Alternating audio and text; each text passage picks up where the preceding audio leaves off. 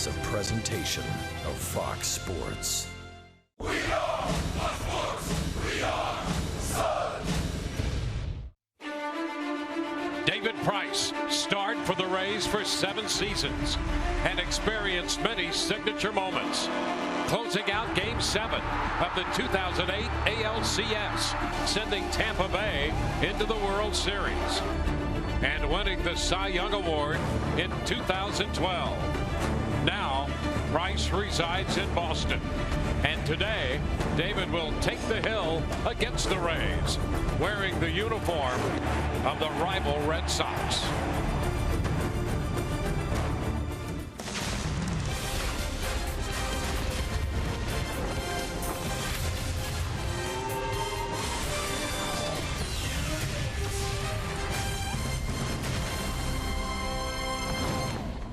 We welcome you to Tropicana Field. This afternoon, the Rays and the Red Sox will wrap up their 3-game series. The Rays have won 3 of the 5 games played between these two teams, and they've divided the first 2 of this series right down the middle. Hi again, everyone. Welcome to an afternoon of Rays baseball with Ron Anderson, Dwayne Stats, and welcome to a matinee of left-handers. Matt Moore on the hill for the Rays, David Price for the Boston Red Sox. And when you look at Rays pitching, it has been a concern. Last 3 times out for Matt Moore, save the final inning in Baltimore. Things have been on an upturn for him. You know, and what you like about Matt Moore in these last 3 starts, they've covered 19 2/3 innings, and he's had just 4 walks to go along with 21 strikeouts. That's a great sign. There have been times that we've seen his fastball command on point. Same thing with the curveball and the changeup. Today, the key for Matt is to have all 3 of those pitches working, because this is a very powerful lineup that he's going to face, a team that scores a lot of runs. There's a lot of trouble potentially in that lineup. He's going to need to be sharp.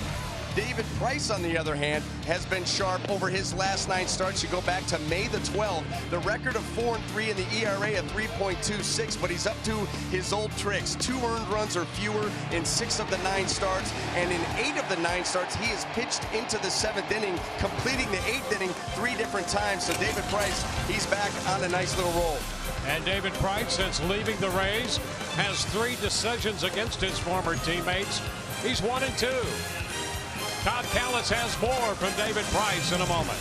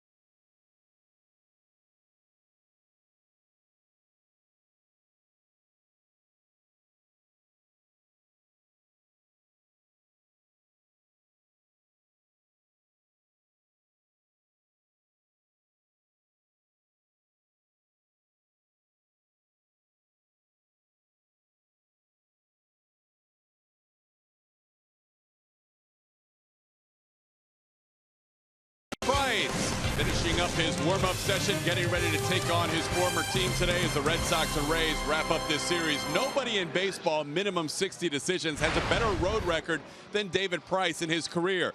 70% of his games, 70.5 to be exact, he has won 62 and 26, but he's 0-2 at Tropicana Field as a visitor.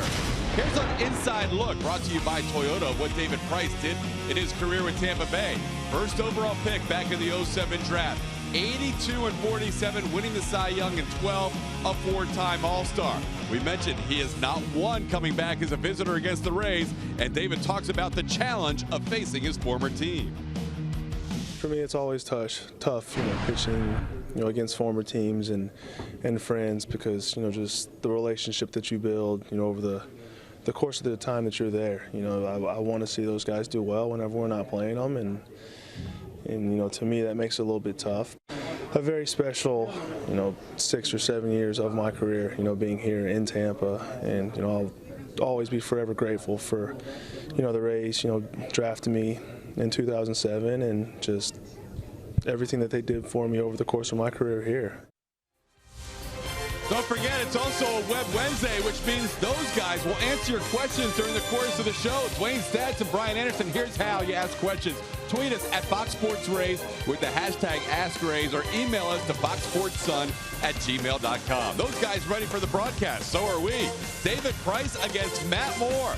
We'll have the opening lineups, a little different look for the Rays today against David Price. And the first pitch in 3 minutes. Enjoy all the action coming up next on Fox Sports Sun.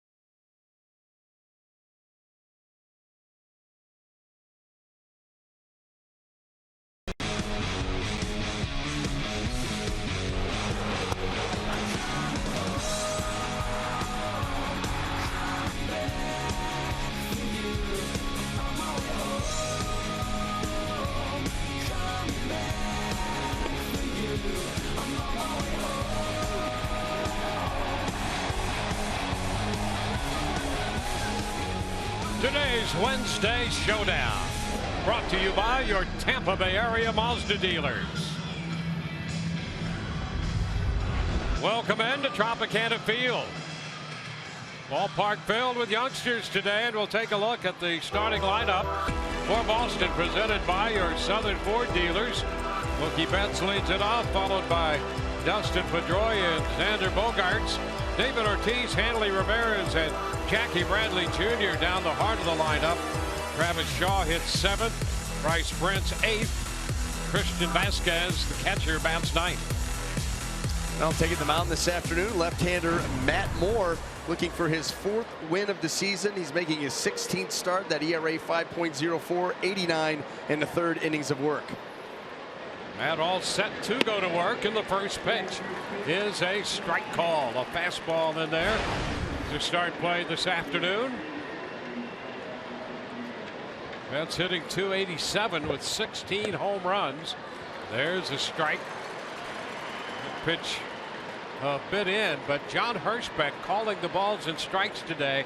He will widen the zone. You might not get much up in the zone, but he will widen the zone for pitchers. Dwayne, I'm sad that you went to, oh no. Fly ball into left. Franklin is there, and he makes the catch. I caught that out of the corner of my eye, but I will tell you this: when I was pitching, you saw that John Hirschbeck, or even his brother, was part of an umpiring crew. You looked, okay, what day am I throwing and what day are they behind the plate? You couldn't wait for these guys to be behind the plate, because if you could establish yourself as a guy that's going to be around the zone, they would widen the plate, and they would widen it both ways. You are absolutely right. You cheered the day that John Hirschbeck was umpiring behind the plate during one of your starts. I think it's a great way to move the pace of the game along myself. There's a strike, cut and a miss by Pedroia. You know, everybody gets into that swing mode then. It's a more aggressive game. Absolutely. A foul ball straight back. You know, they're talking about changing the strike zone at the bottom. Yeah. Just make it wider. Please? Yeah. Come on. You start taking the strike away at the knees, where, you know. Oh, yeah, that's not going to work. There's John Farrell. Well, we're off and running here. One opinion after another on a wonderful afternoon. It's got to be noon somewhere, Dwayne. Right back through the middle and off the glove of Forsythe. Tried a backhanded grab from where he was stationed and just could not grab it. You know, you wonder if that ball had any action on it, because it certainly looked like Logan Forsythe had a beat on it, and he is tremendous with the hand-eye coordination, good glove. And he's right there in front of it and just cannot come up with it. That ball right off the top of the glove around the wrist area. And the bare hand out there trying to grab it, that would have been something. But as it turns out, it's going to be an error charged to Forsythe. Here's Xander Bogaerts. Pedroia back in.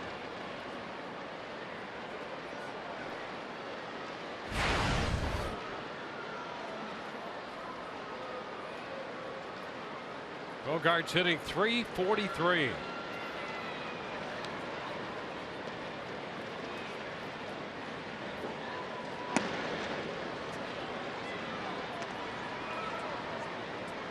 Want to know the count.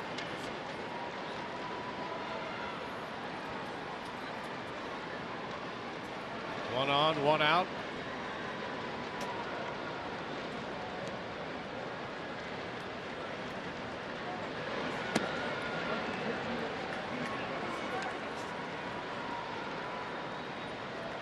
On deck, David Ortiz.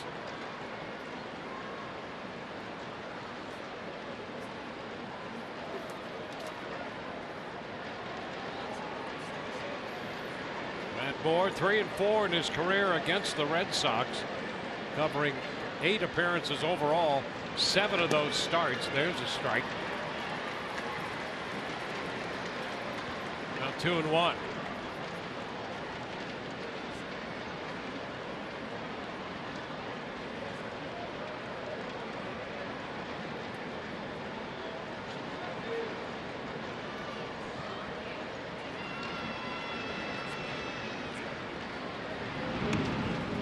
Move to first, Pedroia back over.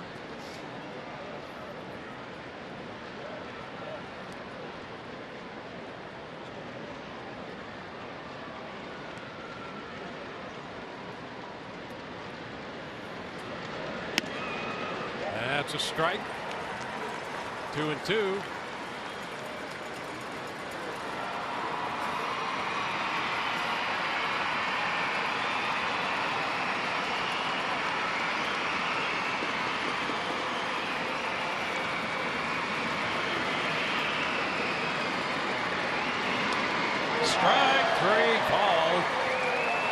Pitch on the corner at the knees, 2 gone.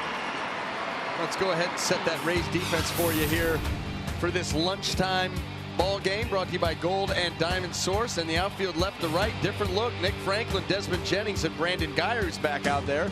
And then across that infield, third to first, Evan Longoria, Brad Miller, Logan Forsythe, and Taylor Motter getting a call at first base today with Kurt Casale behind the plate.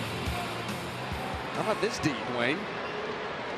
Got Brandon Guyer's back, Nick Franklin, the late addition in left, Taylor Motter getting the call at first. Gotta be creative at times.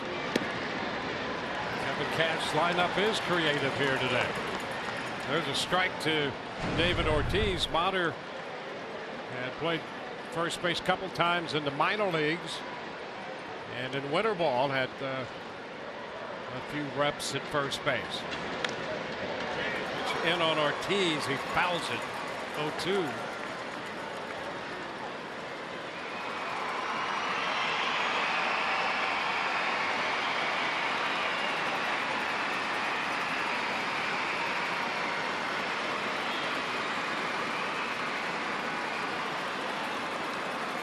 Shift on for Ortiz.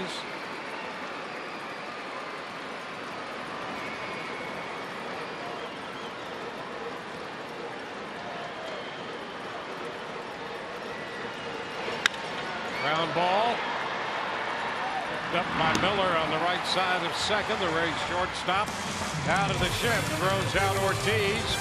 Rays coming in to hit, no score.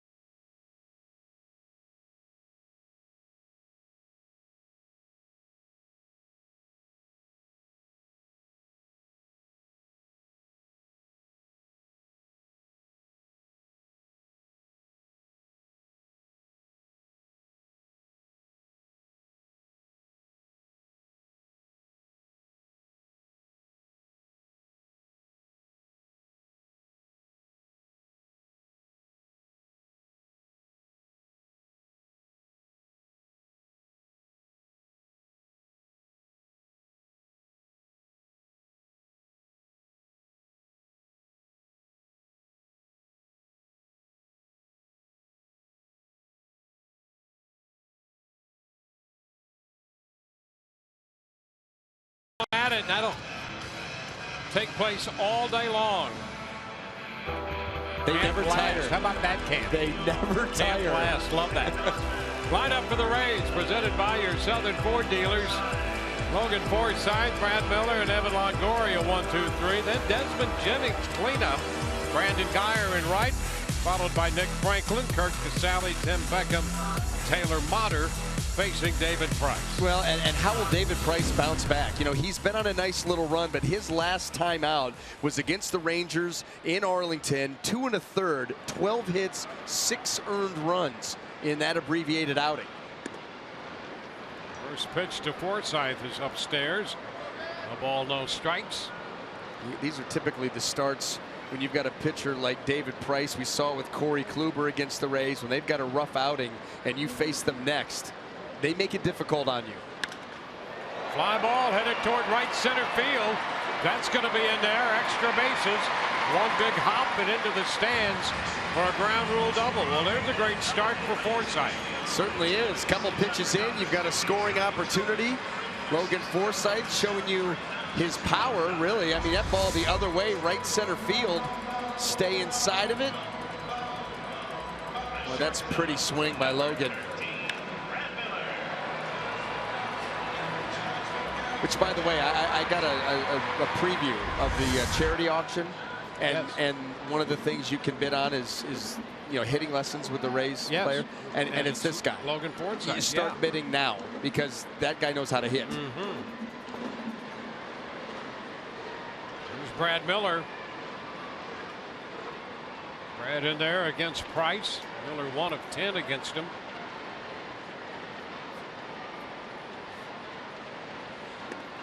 Shows bunt, takes the pitch for a ball. Rays won the opening game of the series 13-7. Lost 8-2 last night.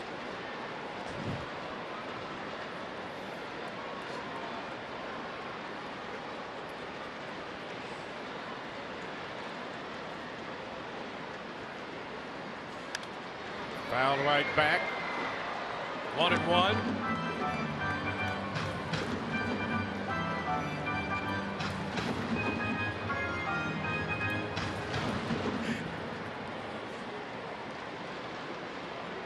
First inning scoring opportunity with nobody out.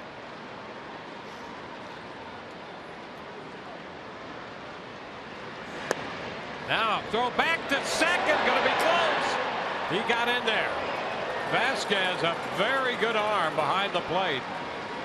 And Forsythe taking a little liberty. Just did get back into the outside part of the bag. When you see Brad Miller square around, you start to anticipate he's going to get the bunt down. And just that extra little hop makes that a close play. But Bogaerts not able to hold on to that throw from Vasquez. Oh, that would have been a bang play if he holds on. That's how close it was.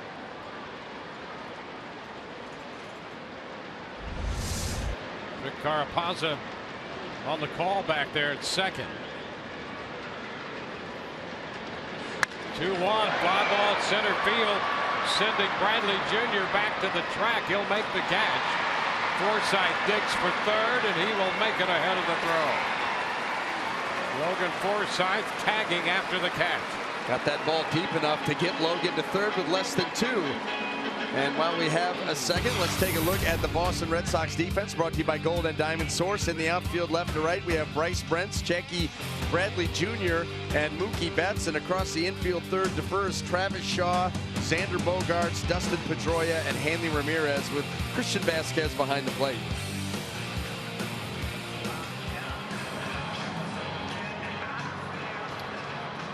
Evan Longoria to face David Price. 2 career hits for Evan off him. One of them a home run. He's 2 for 12.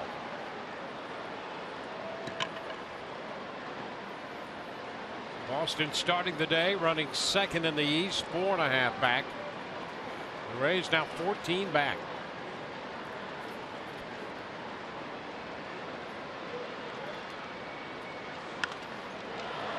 Longoria pops it up, not happy. High popper on the infield. Ramirez makes the catch. You know, David Price there, understanding, runner on third, less than 2. Evan Longoria wants nothing more than to give his team the lead. So he's able to execute the glove side fastball in and take advantage of that aggressiveness and tie up Evan. This is a pitch that David Price very good at executing into a righty. And Evan Longoria, yep, he's not real happy right now. So 2 outs. It's up to Desmond Jennings. Jennings over 200 now at 202.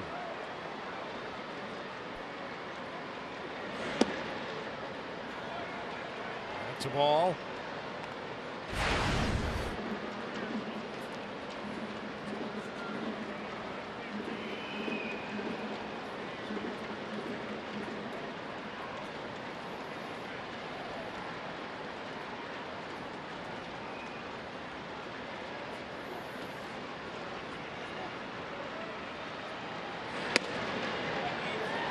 To strike, now 1-1. Forsythe doubled, moved to third on the fly ball. He's at third with 2 outs.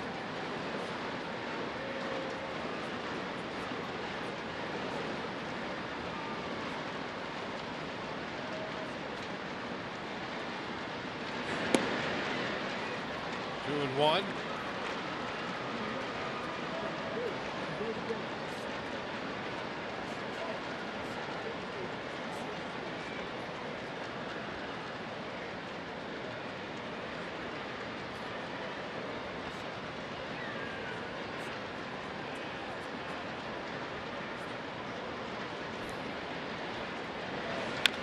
2-1, a little tapper. That's a foul. 2 balls, 2 strikes.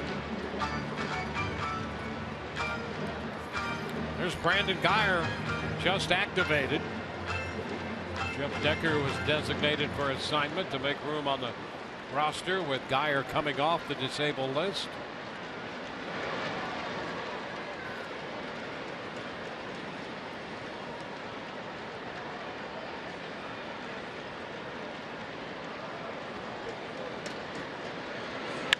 Two on the ground is short. Bogart's up with it. Just throw to first in time. So the Rays going to lead off double and leave the man aboard. No score through 1.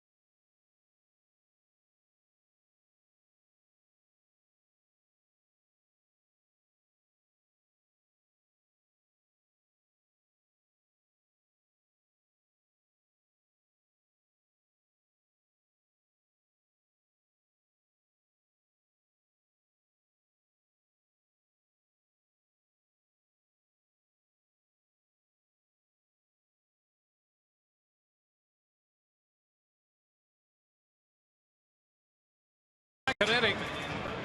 Scoreless. Matt Moore against David Price. Here at Tropicana Field. Always a special energy in the ballpark on one of these days, midweek afternoon, with the youngsters here.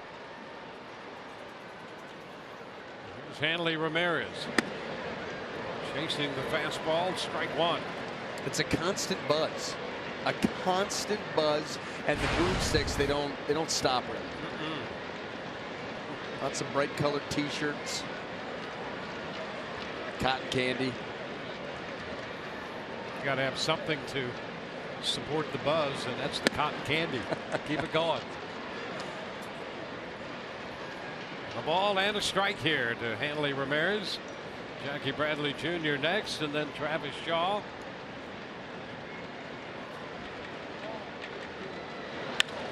Down to third. Longoria makes the play.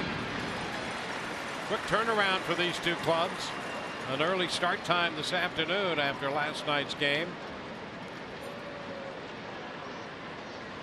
These are the games where you get home after last night's game. You still have that buzz going. Tough to fall asleep, and you know that you've got to get up at the crack of dawn and come here and play some ball. Yeah, that's the thing that I think a lot of people don't recognize. You play night games. You don't go home and go right to sleep. If you go 9 to 5, you get off at 5, go right home. Do you go right to sleep? No. That's right. So last night, these guys finished the game. You're not going to go right to sleep, and then you're up, crack it down the next day, get to the ballpark. Dwayne, we don't even play, and when I go home after a night game, I got a buzz. Oh, absolutely. And need to come down a little bit. Absolutely. But then I'm so excited that it's a nooner that I'm up at like 5:15 doing laundry. That's just you. Well, yeah, I mean, it's a problem, no question. I've got 3 alarms. Okay, 10 minutes more. Okay, just 10. You're running around your house 5 times. That's right. It's a good morning. A 2-strike count here to Bradley Jr.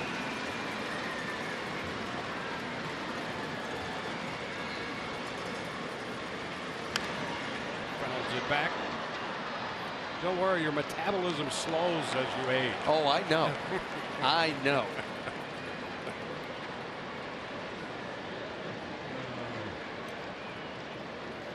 It's all fun. It's Travis Shaw on deck. You have to start counting your green beans. It's not fun.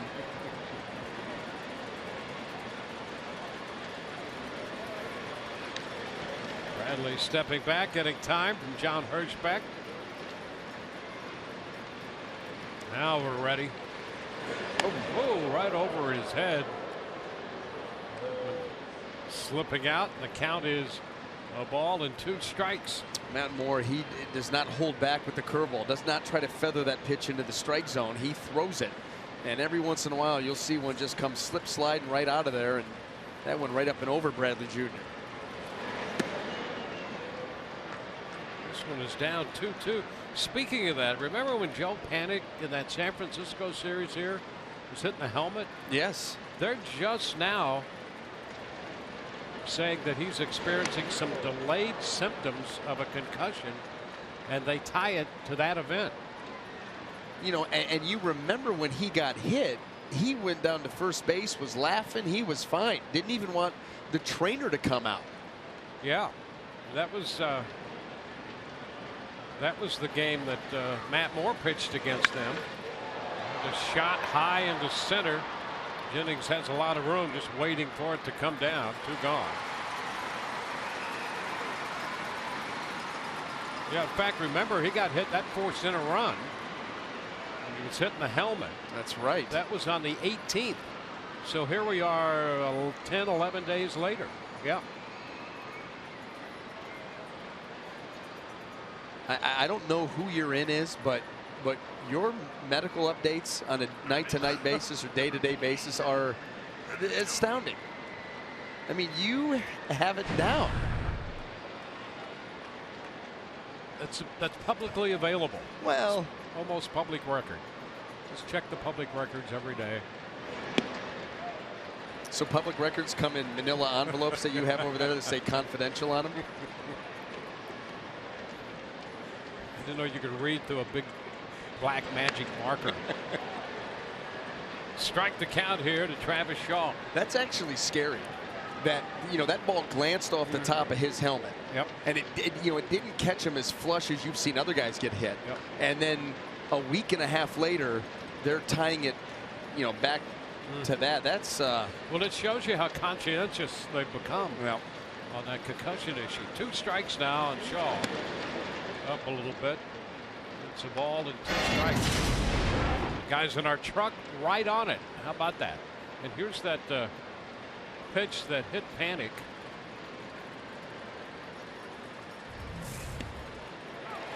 And now strike 3 call to Shaw. We've gone through an inning and a half. We have no score.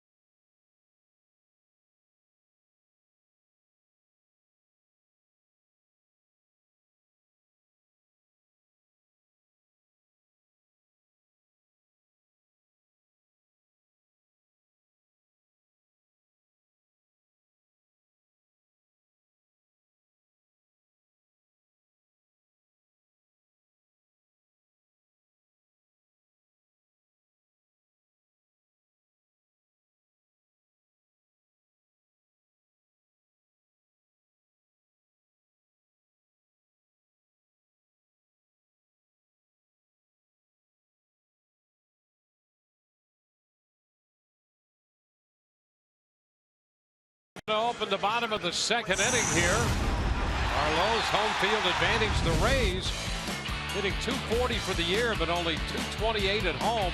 Brandon Guyer, one of the few Rays who apparently loves to hit here, batting .318 at Tropicana Field. Boy, and is it nice to have him back in this lineup. Takes the pitch high. Guyer hitting .271 overall. Well, little by little, the Rays hope to deplete that list of the injured. They get Guyer back. There's a shot into deep left center field. Well tagged and out of here. Boy, are they happy to have him back. 7th home run for Guyer, and the Rays break out in front. On a 1-0 pitch, Brandon Guyer just off the DL hits one out off David Price. David Price trying to establish the inside corner, the inside part of the plate here in the early going. And in the 1-0 count, it's a risky pitch because if it leaks back middle, which is what this does, this can be the result. You know, Price has been hurt early a lot this year. First pitch of an at-bat coming into this game, the opposition's 24 out of 48, and 6 of the 14, now 15 home runs have come on the first pitch. Well, you look at the swing percentage on his first pitch, it's the highest of his career by a wide margin. You know, he's a strike thrower. Yep. He's established that. He's a strike thrower. You know that he's going to be around the plate. He's also a guy that can run up some strikeouts. So you don't want to get to 2 strikes if you don't have to. And so if he's going to be around the plate or on the plate early, be ready to hit. And you're right, the numbers are to have 48 balls put into play on the first pitch, half of them going for hits, and that many home runs. Yep. It's very telling. Brandon Guyer got him early in the count. That was a 1-0 pitch.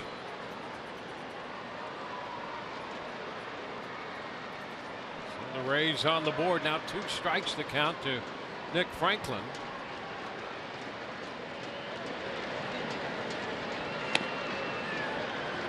Two.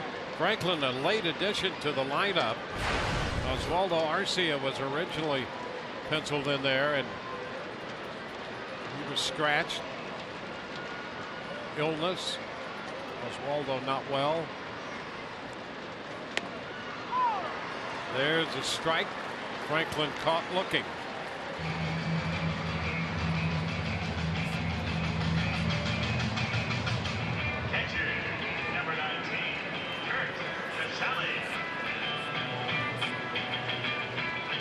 Curt Casali. How about this matchup? The 2 Vanderbilt guys. And Casali 5 of 8 with 3 home runs against Price. So he's up in the 7th spot today.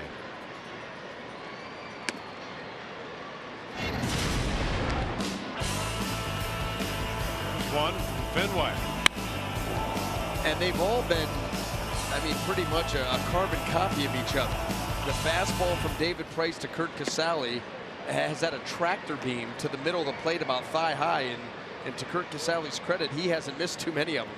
Yeah, Casali before that home run had singled off the Green Monster in that outing for Price at Fenway Park against the Rays. 2-1. Rays won that game 12-8. As it turned out, Price did not figure in the decision. Gave up 8 runs in 3 2/3.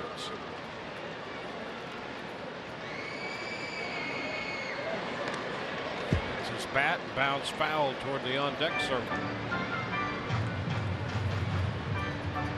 2-2 count on Curt Casali.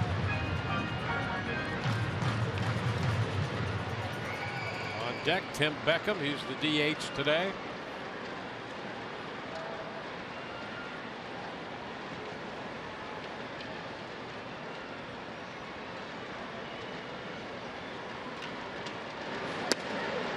Strike called. Casali caught looking. Got him on that inside part of the plate. continues to go in there. And David Price, we've seen him when he's been very good. He's awfully good with the fastball to the glove side. And once that inside part of the plate is established, he can run the cutter in there. It opens up the outside part of the plate because hitters get antsy. No one likes to get beat in with the fastball. So you get hitters that almost start to cheat in there, and that opens up that outer half. Beckham pitches a ball too low. Beckham 185 with 3 home runs.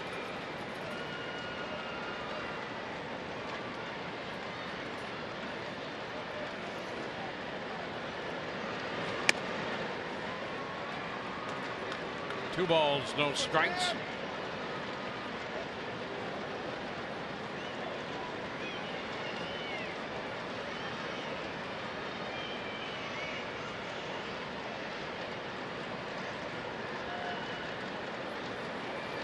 Rays got a leadoff home run from Brandon Guyer in the 2nd inning. So they have an early lead.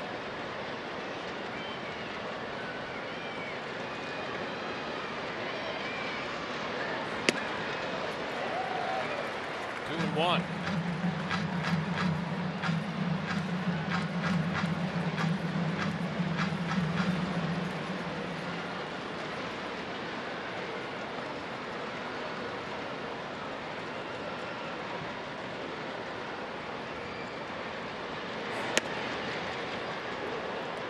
Three balls and a strike off the plate wide.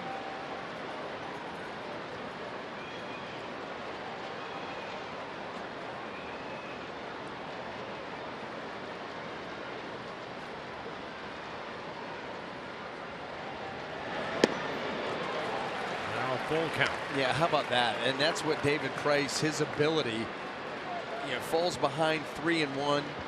Young hitter up at the plate, able to come right back with a 3-1 changeup, which, by the way, was going to be a strike swing or not. Yep. High quality pitch, and now you put that little doubt into Beckham's mind. What will he come with now? And he'll use that pitch a lot, especially against right-handed hitters in that situation.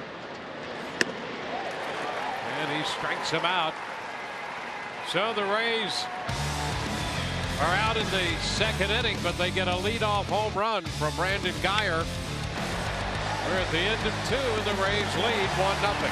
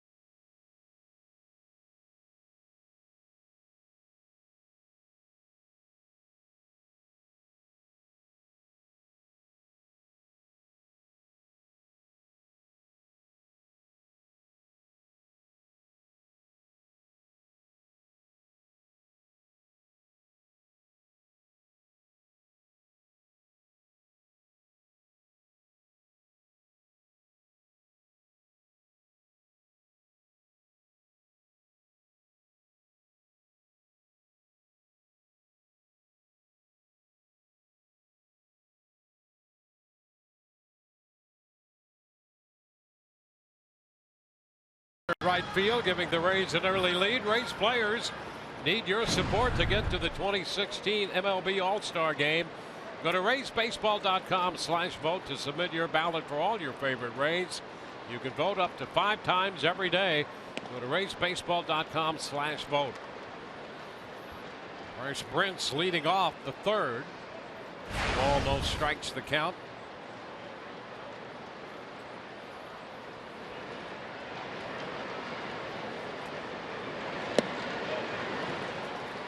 Prince was hitless last night, 0 for 5 after a 3 for 4 game here Monday night. Yeah, he had gotten some playing time here with Boston, 5 starts or so in the last week, and really made the most of it up until last night's game. And right now, Matt Moore owning him with the fastball in, the changeup away. Comes up empty on both swings.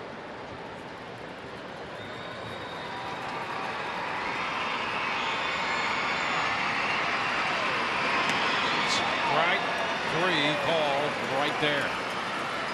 Third strikeout for Moore. First out in the third. Completely fooled. Not exactly sure what Bryce Brentz was looking for, but Matt Moore comes back with another changeup, and this one right down the middle, right around the belt, and no swing. Christian Vasquez, the catcher.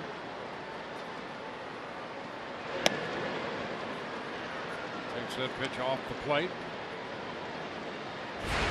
How Matt Moore this afternoon is setting the tempo. I mean, he's catching the ball back from Kirk DeSalle, standing just about on the rubber. 2-0. Well, he's the guy to do it, that pitcher. Set a tempo, make it be your game and your rhythm. You know, that's the thing. You're right, Wayne. You control the action. This is about how you want to get it done. Pops him up, foul. That will carry out a play. And you're sending them the message. I'm in charge out here, and I'm ready to go. So let's go. Get in the box, take your beating, and I'll move on to the next guy. I just believe you have to have that attitude when you're on the mound. You are the guy.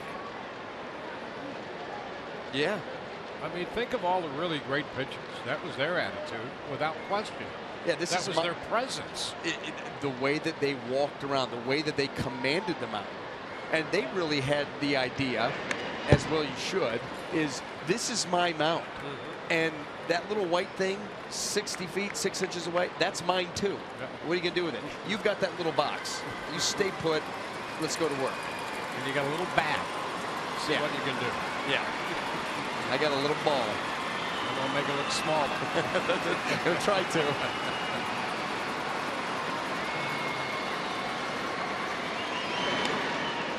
Now the count's full.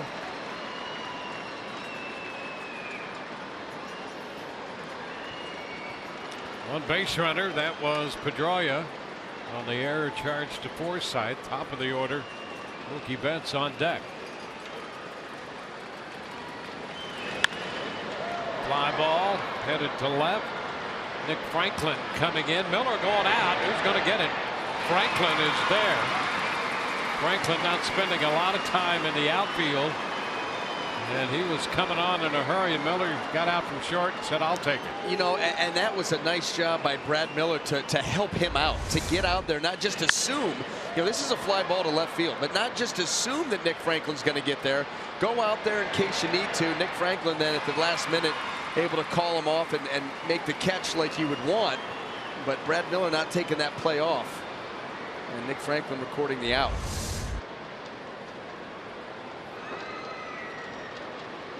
Two gone. Mookie Betts. And another pop up. This one called by Forsythe. It's on the first pitch. Betts is out. 3 up, 3 down. Bottom of the third coming. 1-0 Rays.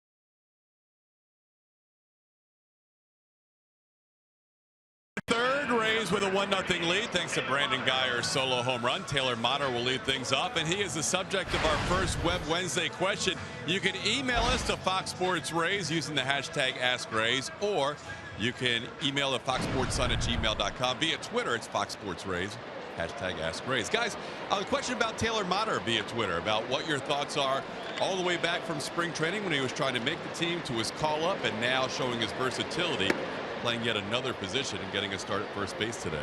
Yeah, he's leading off the bottom of the third, takes the pitch wide for a ball. 1-0. Well, that versatility is going to be one of the things that will keep him around in the major leagues. His ability playing first today, played some in the minor leagues and in winter ball. Handy to have a guy who can play all those positions and know how to play them. You're just not sticking that guy there to fill space. He's got an idea. And I like the makeup. You know, I like the makeup. The team first, do anything to help the team. Yep. Understanding that more and more that versatility across the game of baseball is valued immensely. And, you know, he did have some time at first base before, and he took some ground balls. Dwayne, you mentioned it in the game last night that he took some ground balls with Tom Foley during batting practice, or actually before batting practice yesterday. And, you know, you hear him talk today. They said, oh, just a little brush-up session, get some footwork, take some ground balls, and then he goes right back to work over there. A very important position because he's going to handle, you know, the ball quite a bit today, you would assume. Called out on strikes here to start the bottom of the third. Now to Logan Forsythe, who doubled his first time up. To strike with that. Versatility is such a major role because it expands your roster beyond the 25-man limit. That's one thing the Rays did when they turned the corner in 08. There's another hit for Forsythe, lining this one into center. So he's 2 for 2 and aboard with 1 out in the third. We talked before about how important that role is, not just a utility player, but the game's progressed to the point where that versatile player almost becomes a regular because of his versatility. He can give guys days off. You can spell guys at first, and then, you know, at third and in the outfield, and you can move him around, give other guys a day off their feet, maybe make them the DH that day.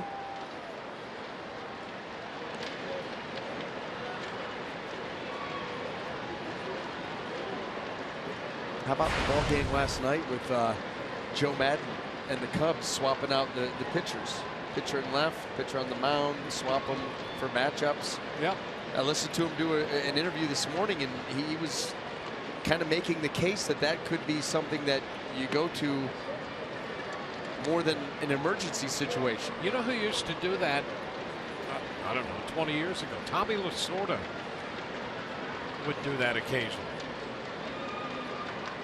Tommy used to like to make moves. Sometimes catch up with him at the end of the game. You go, who do you got left on your bench?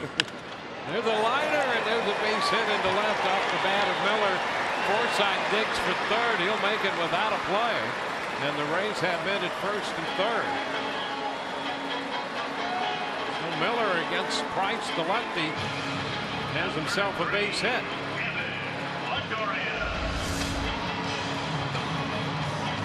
That ball stays up, kind of up middle away, and Brad Miller just slaps that ball out into left center field. A couple of nice at-bats back-to-back, and you give Evan Longoria now another opportunity with the runner in scoring position.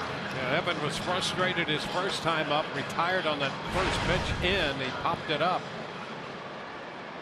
Up here with another chance. You get these chances against Price, cash him in. Have to. Absolutely have to. We've seen that far too often where early opportunities go by the wayside. The mindset as well, you know, we'll create something next half, and all of a sudden it dries up and you're left with the 1 or 2 runs you've accumulated.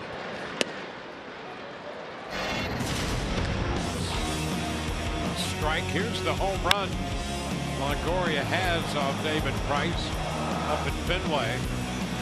Came in 2 of 12 against him with that home run, and 0 for 1 today.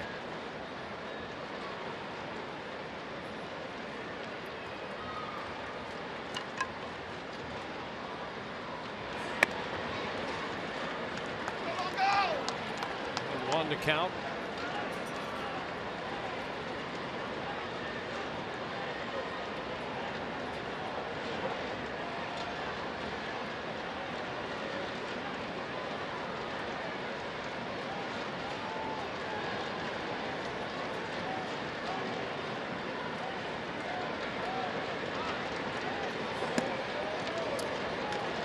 Two balls and a strike. That one up. We saw that pitch last night be called a strike.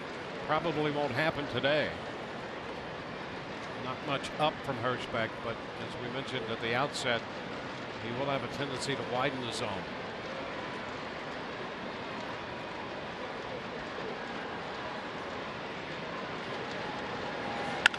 Hot shot, fair, down the left side. Forsythe has scored. Miller hitting third. They're going to stop him there on the double by Evan Longoria. And it's 2-0 Tampa Bay. Evan comes through this time with his 21st double of the year. Well, you knew giving Evan Longoria another chance was dangerous. Then you get in the 2-1 count. You leave a backdoor cutter out over the middle of the plate, and Evan drops head right over the bag, keeps it fair. And not only does that play to run, but you still have runners at second and third. You can push that lead out even further. 3 straight hits for the Rays, 5 in the game. Red Sox pull the infield up, and the hitter is Desmond Jennings.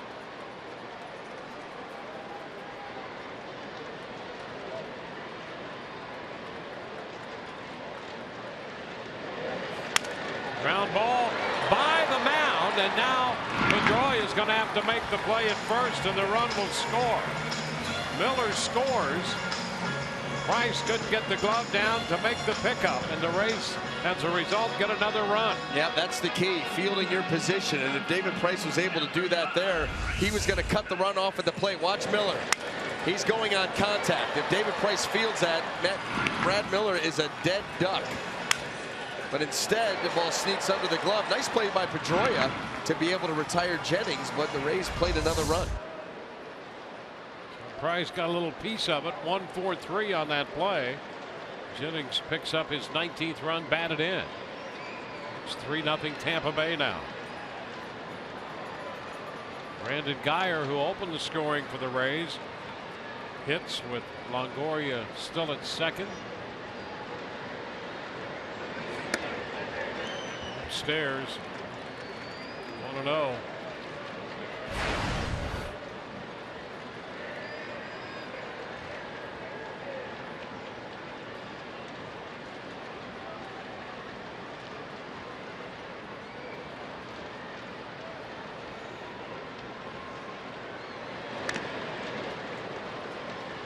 ball and a strike. Rays got to Price in the 4th inning of the outing at Fenway.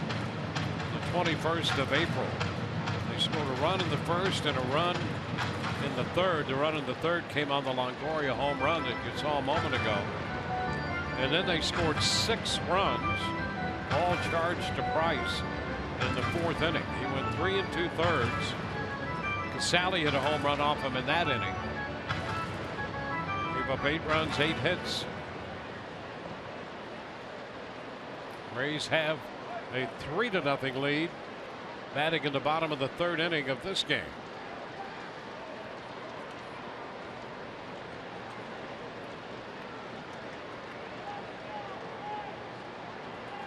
Guyer waiting on Price.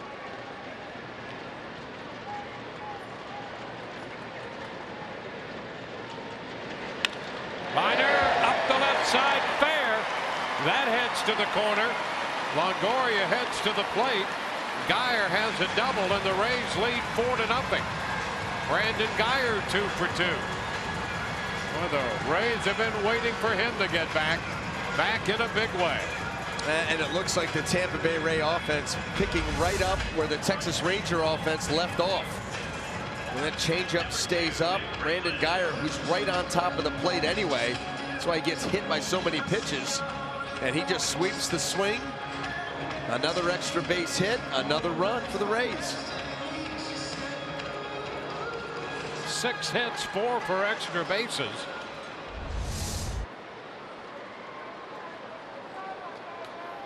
Now it's Nick Franklin.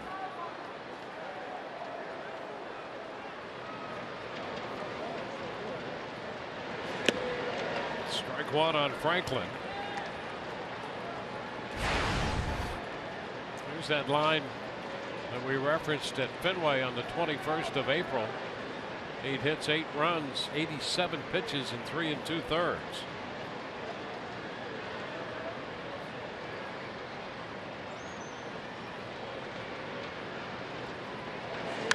Franklin fouls it out of play.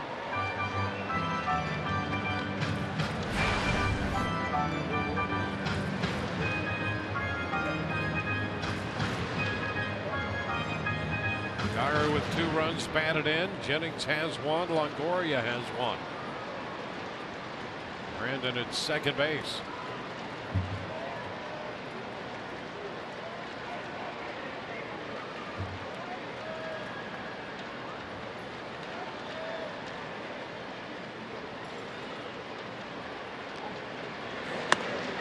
Cut and a miss. Franklin out on strikes. Retires the side. Rays put up a 3 spot on 4 hits.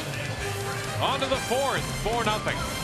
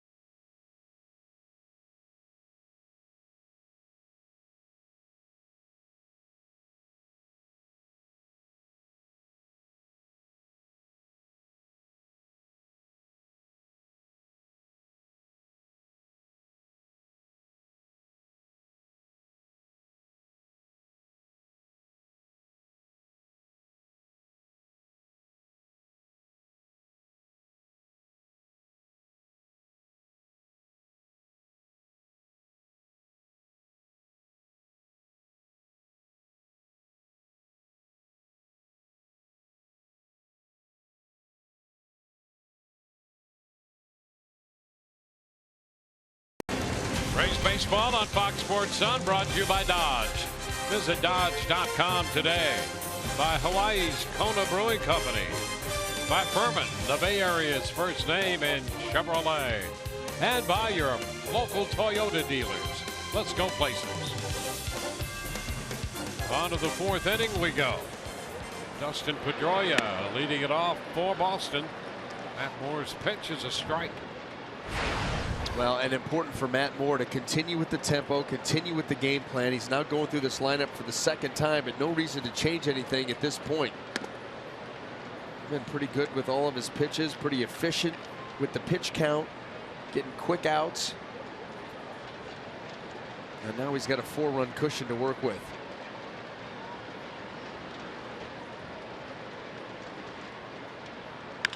Ground ball 3rd. Longoria backs to glove. And the throw in time. I love how he does that down there at 3rd base, making a quick decision on what kind of hop do you want. Do I need to charge it and play the short hop? Do I take a step back or lean back and play the high hop? And Evan Longoria, one of the best in game at doing that. As he gets ready, okay, now there's that drop step. Get that higher hop. right where you want it, and then make the throw. Quick decisions made.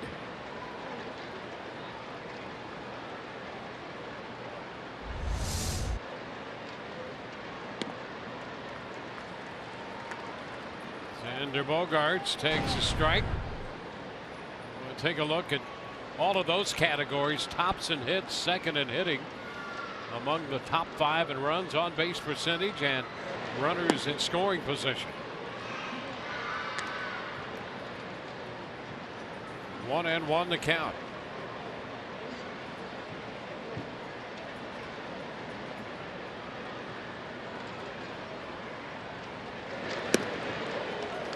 Ball, 2 strikes. Fastball, and that one in the mid-90s to Bogaerts. That's the other thing that we've consistently seen out of Matt Moore is the velocity.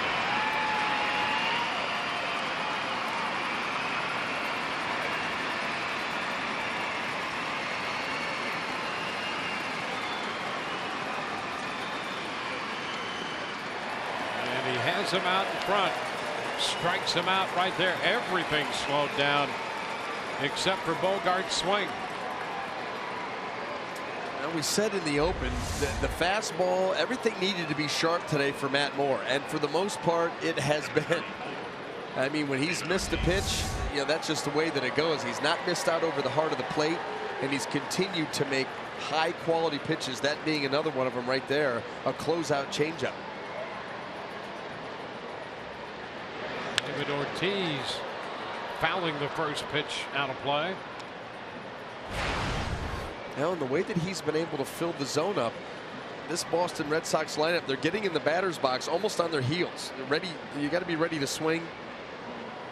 He's definitely put this team on the defensive here in the early going. 2 outs into the 4th. The only runner he's given up, Pedroia, in the first when he reached on the error. Ground ball right side. Motter. The toss to Moore, who steps on the bag. A 1-2-3-4 through 3.5. 4-0 Rays.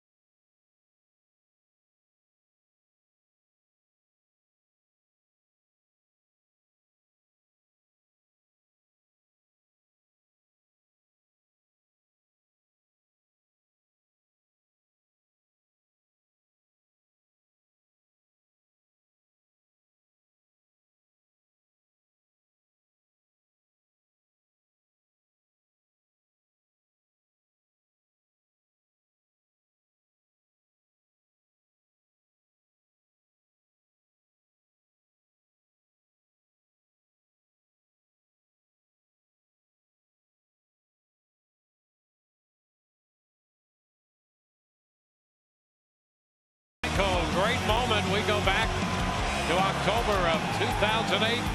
David Price on the hill in that 3-1 victory over Boston in Game 7 of the ALCS. And the Rays knock off the Red Sox.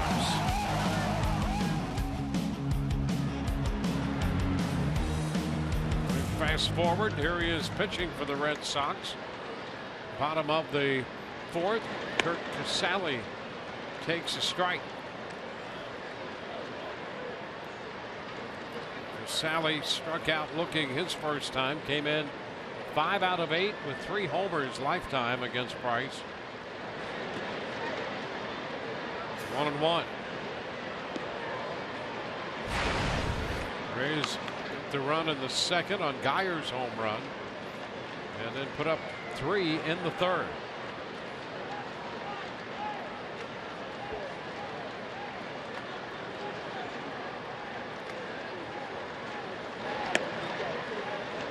It's wide, 2-1.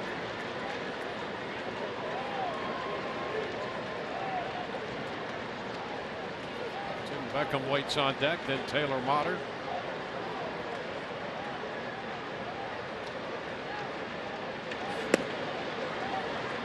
That evens the count.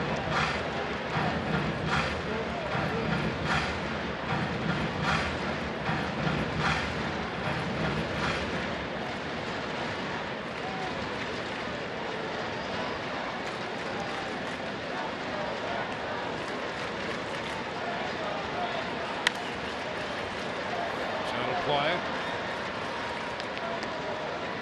David Price, 30 years old. He'll be 31 in August. Making his 17th start of the year.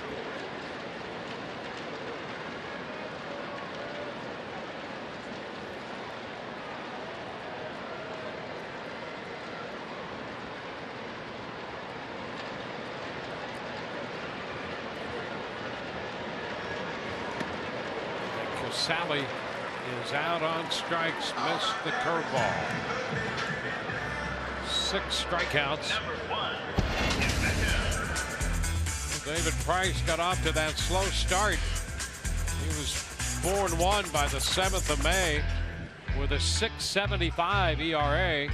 Since then, 4-3 with a 3.26. Getting a lot of run support early to give him those 4 wins. That's exactly what that's all about. Certainly has pitched much better as of late, but we referenced his last start against the Rangers, got roughed up, got knocked out in the 3rd inning of that game, and the Rays not taking it easy on him here this afternoon.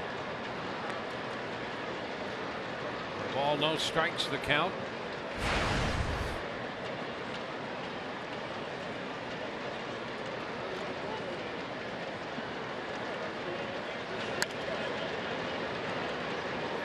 Beckham struck out swinging. That was in the 2nd inning when Price struck out the side. He had 2 strikeouts in the 3rd and another one here in the 4th. David Price's run support average for the season is 6, highest of his career.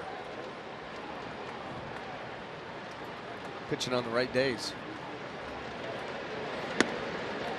Upstairs.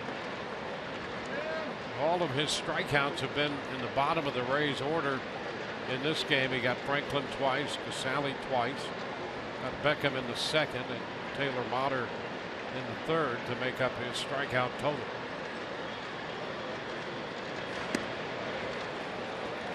It's 2-2 with Beckham.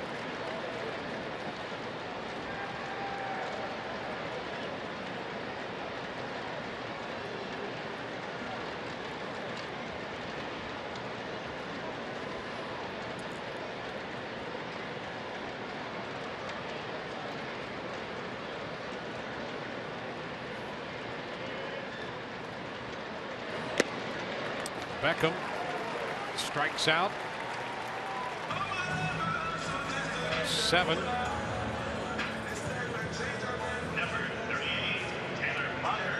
Taylor Motter will be up.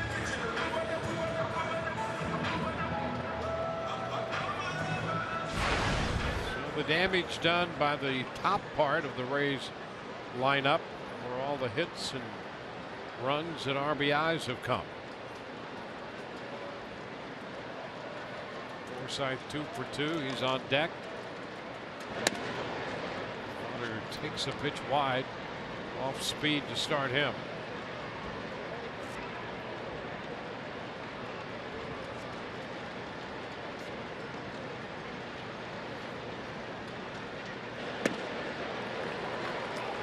He's back with it. Doubles up on the changeup and got the swing and a miss out in front. David Price trying to get into some kind of rhythm here, knowing that his offense, they haven't shown a whole lot here in the first 4 innings, but what they're capable of. And so you just want to hang close, put up some zeros, and see what happens. But Matt Moore has been able to thwart this offense through 4, throwing the ball very well. Swing and a miss, 2-2.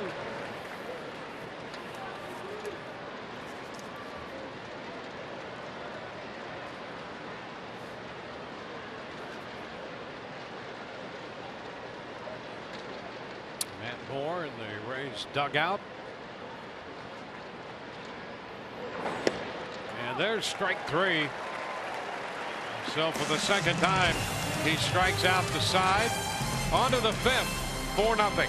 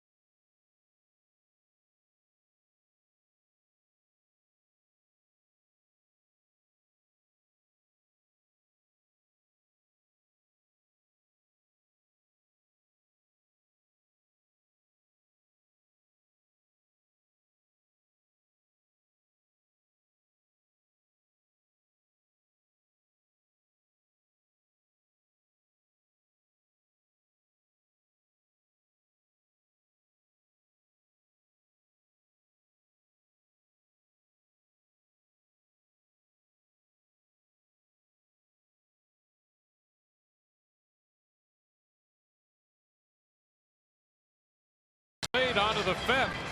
Stay cool this summer with the Rays floppy hat presented by the Florida Department of Transportation.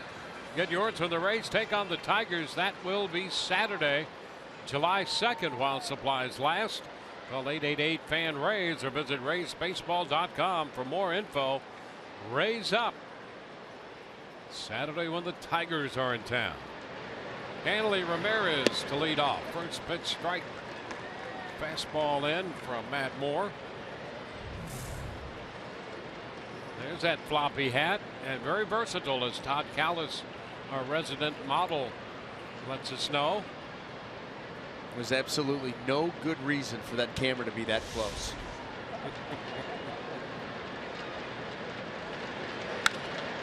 Fly ball towering back into straightaway center. Jennings to the wall, and he's going to make the catch. Right in front of the wall. Ramirez sent it deep to center. Desmond Jennings there to catch it. You know, and if you're Desmond Jennings, you know you're getting close to the wall out there, and that little jump just kind of protects yourself. You know, probably at the end of the day didn't need to, but you don't know that. You know it's close, so just go get it at its highest point. Don't take the chance of that ball sneaking over the top of the wall. And that's what he does. Look at him feeling for it, then that little jump right there. Don't even sweat it, Matt Moore. That's out number 1. Just a long out. Jackie Bradley Jr. Yeah, I'll tell you what. You know you're throwing the ball well when a deep fly ball is annoying. Yeah. Not a gapper, not a home run, just a deep fly ball. You're just like annoyed by it. You're in a pretty good spot. Nothing wrong with high expectations. Amen. That's a pitch that just missed. 2-0 the count.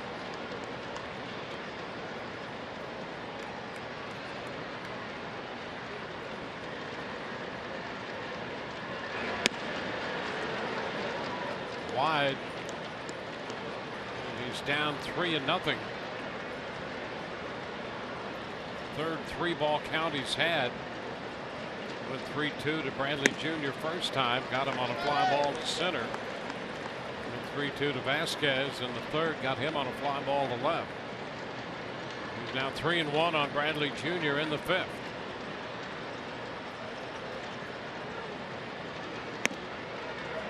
And now the count is full.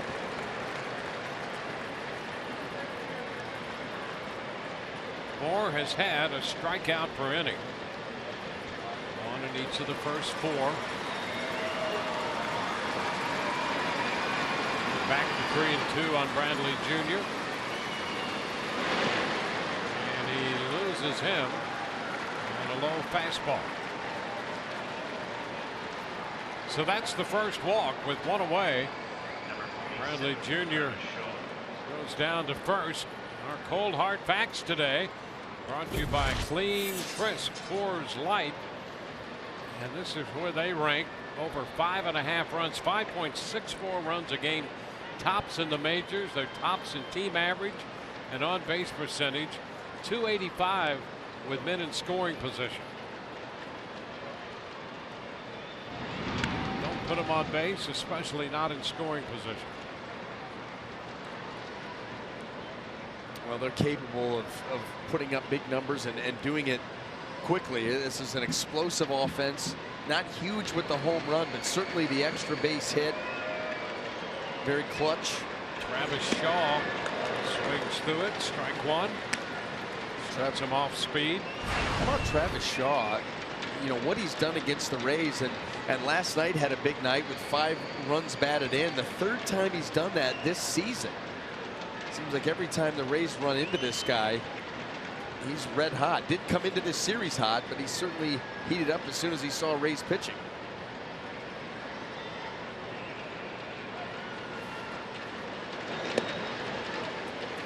Now 0-2. There's a career .423 hitter off Rays pitching. A little conversation going with John Hurst back there.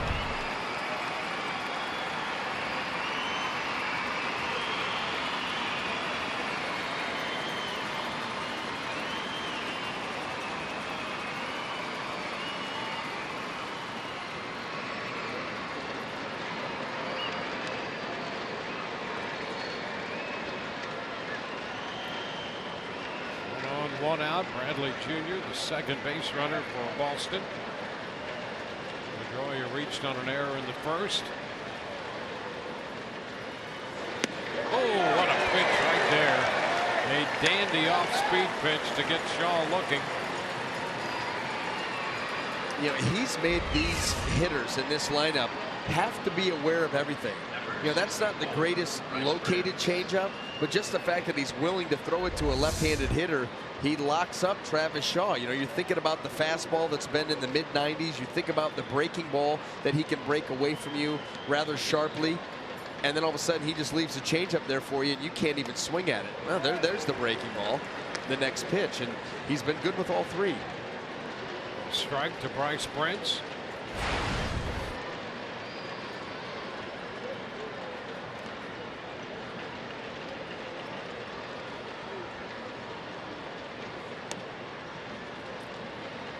One and one. It's pretty close right there, especially for Hirschbeck. Yeah. Yeah, he has shown he is not afraid to call strikes. Put hitters on alert. They need to be ready to swing the bat. 2 balls, 1 strike. All game in the fifth. 62 pitches for Moore. It's another thing for him today. Very efficient pitch count.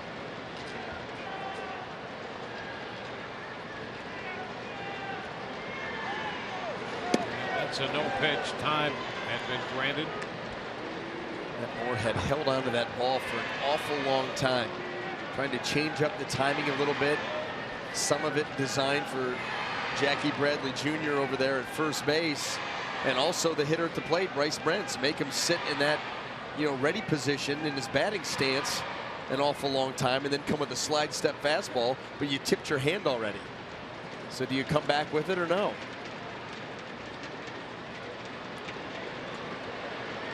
Two one. Completely changed up there. And missed high with it. 3-1. And that late call for time by Bryce Brents, and Matt Moore was coming slide step fastball, and with it being a no pitch, he goes to slide step changeup, and he misses up. It's a small thing, but in another way, it's a big thing. Now a walk. So 2 in the inning. 2 men on with 2 men out.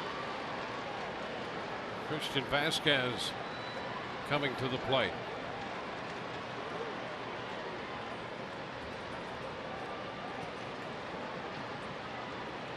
Well, Casali and Moore talk it over. Well, here's the thing. He's walked 2. He's got the number 9 hitter Vasquez, and he wants to get ahead, but Vasquez is 6 of 12 off first pitches. Make it quality.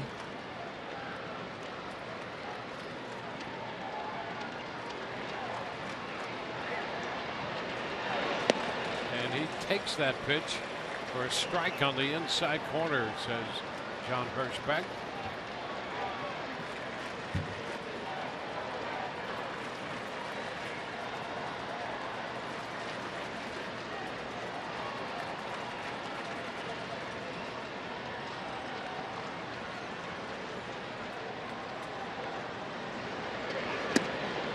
And 2 months this time.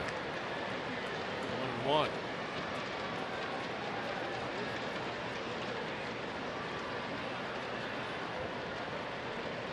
Rays got a run in the second, 3 runs in the third.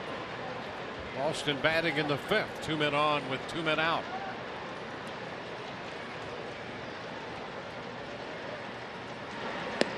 There's a strike. 1-2, breaking pitch.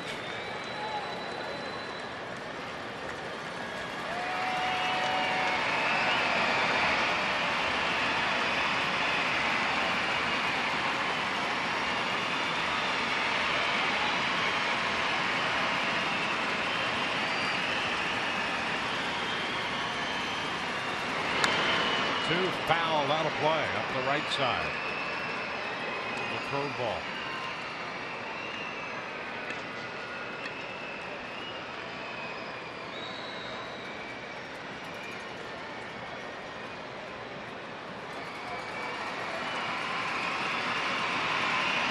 Jennings and Geyer around the other way. Lakeland a step or 2 to his left and straight away in the outfield. There goes a runner trying to steal third, and they're going to get him. Moore steps off the rubber, and with the throw to Longoria, cuts down Bradley Jr. That's the first time he's been caught. Yeah, and not the smartest move by Jackie Bradley Jr. Couple of walks, and all of a sudden you get caught heading to third, but an inside move to get that third out of third base.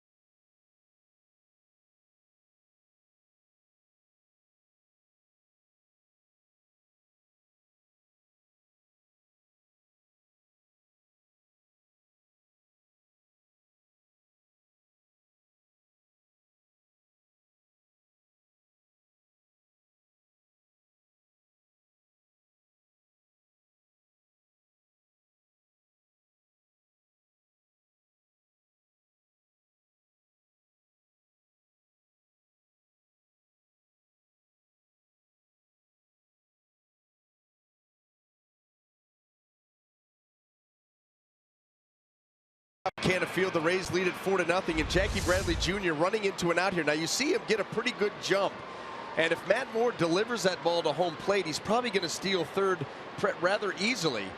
But what's the point? You know, it's first and second, 2 outs, you're down 4 runs. Even if you swipe that bag, you know, so what? You still, there's a lot more work that needs to be done. That being said, Matt Moore went with an inside move, and he becomes an easy out at third base. Not the best base running decision made by Jackie Bradley Jr. It's the old adage, you don't want to make the first or third out at third. We saw Tim Beckham do that the other day. Yeah. Those hurt. And now Jackie Bradley Jr. You start to build something, and Matt Moore with a couple of walks, and all the wind goes out of the sails with, you know, like I said, if Matt Moore delivers that to the plate, you steal the bag. But again, the risk reward. What's the, you know, still doesn't matter. The Rays will take it. Counts 3-0 to Logan Forsythe here. 3-1 as he begins the bottom of the 5th.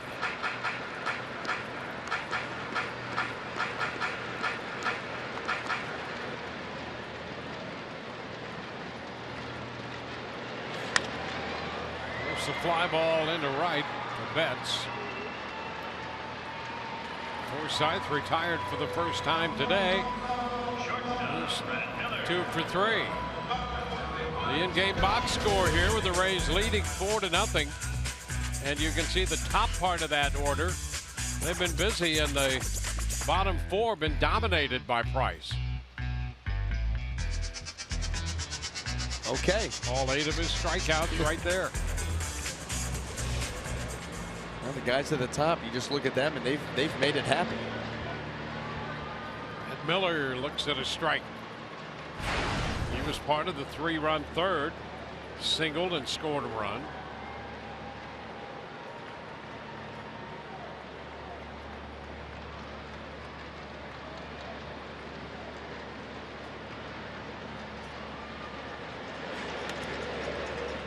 Inside, 1-1. Brad homered last night in the 7th inning, his 10th of the year.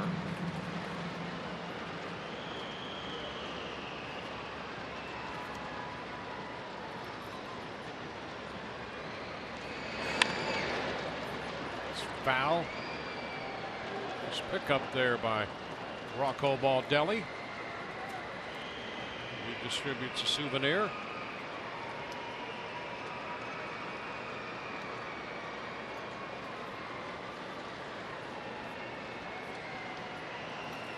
Miller, the first Rays shortstop to hit as many as 10 home runs for the All-Star break. Julio Lugo had 9 back in 06 before the break.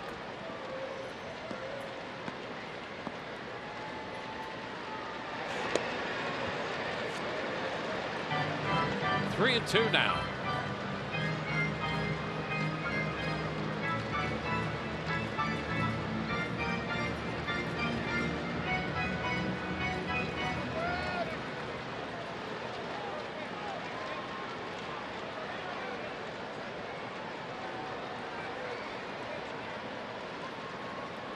Hirschbeck, a little running conversation going with John Farrell from the Boston dugout. Full count.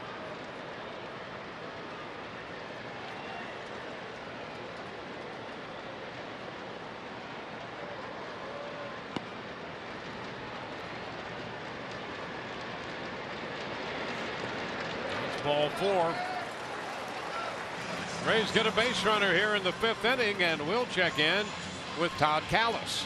During the most popular question last week on our Web Wednesday when Chris Archer was starting in Cleveland, and once again there's questions today about it, is his hair. It was 2 parts. Fans want to know, is his hair a distraction when he's on the mound, or would he cut his hair to change his luck? You can see you can either tweet us your questions at Fox Sports Rays or email us at foxsportsun@gmail.com. Asked Archer that prior to his last start, And he said on the first case, he talked about the luck first. He said, I don't believe in luck. And he said, secondly, he said, I hope the fans know how hard I prepare for each start. I wish they could see what I go through to get ready to throw every pitch. He said it's about executing pitches. He said there's no distraction whatsoever with the hair. So I know it's a popular subject, but Chris Archer will keep that hair for a while, guys. How about this pop-up that lands in the Rays dugout there? And, you know, that's a play that Ramirez could catch. Yeah, that should have been really an out. I mean, Vasquez and Ramirez were there to be able to make that play, and that ball dropped right on the other side of him. Let's take a look. Ramirez is there. He's looking into the dugout, looks up, finds it late.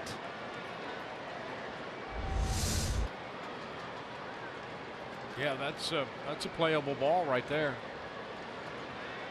So Longoria gets another chance. A 2-strike count.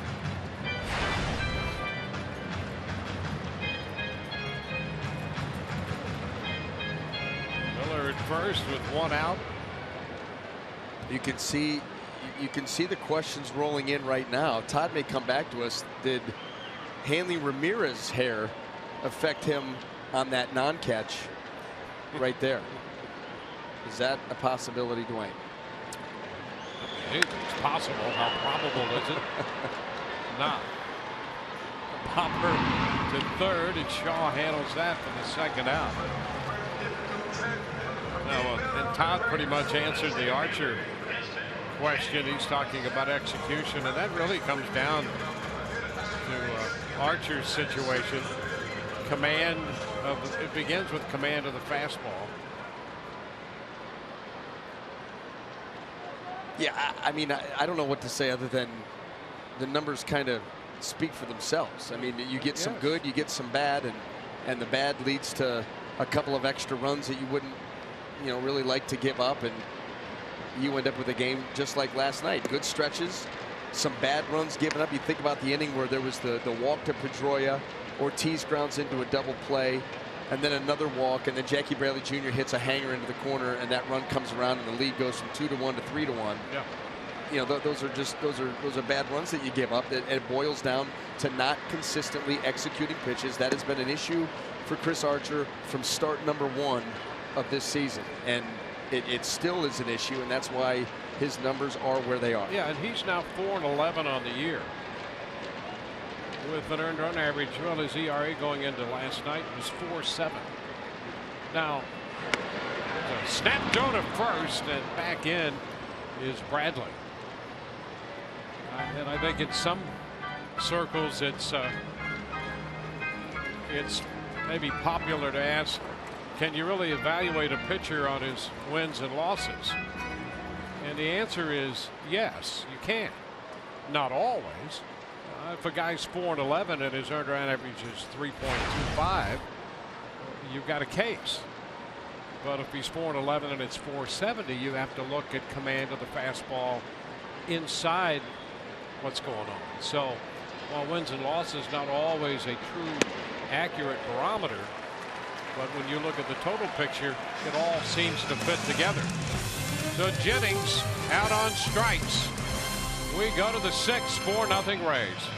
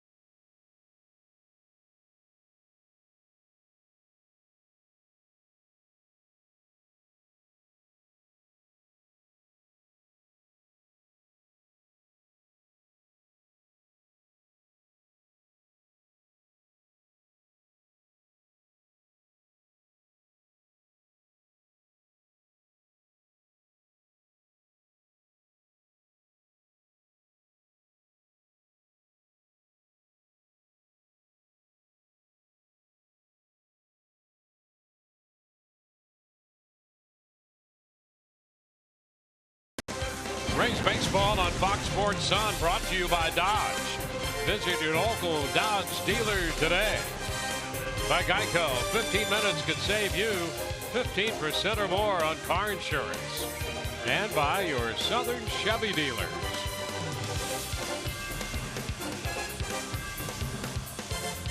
Rays and the Red Sox through 5 at the Trop, 4-0 Tampa Bay.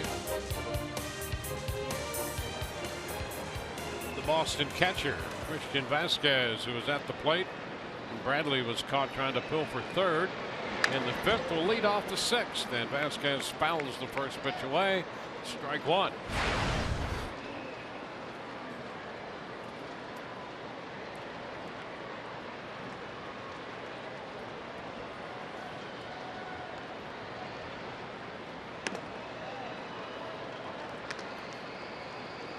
One to count.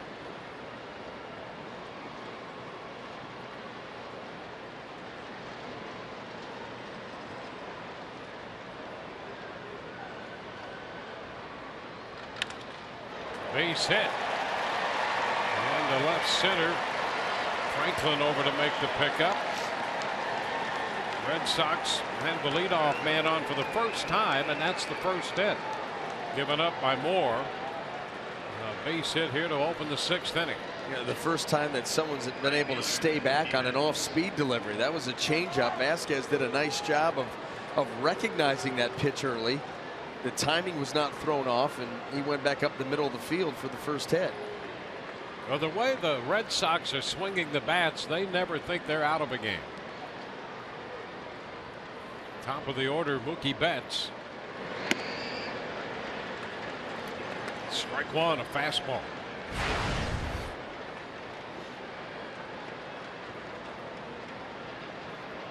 Betts has gone out to left and popped to second.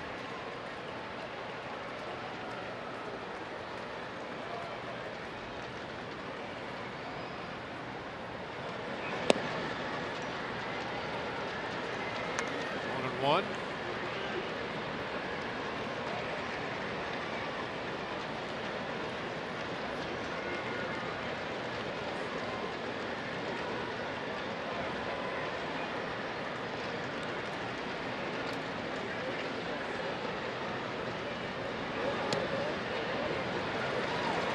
A ball, 2 strikes.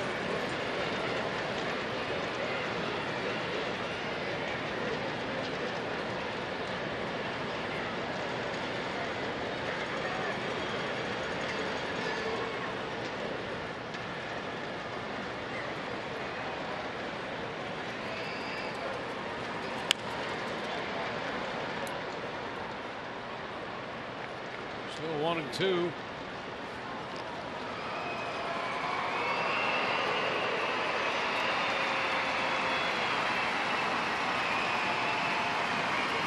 And the Red Sox wrapping up their series. Tigers come in tomorrow night. 2 night games, late afternoon Saturday and a day game on Sunday.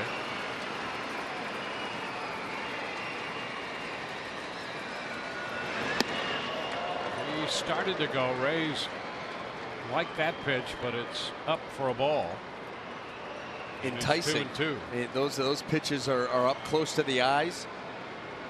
See a lot of those swung and missed at. Matt Moore, this Rays, really not even the starting rotation, but even through the bullpen, very fond of the elevated heater. Here's a liner off the fastball into right. So back-to-back hits. Vasquez stops at second.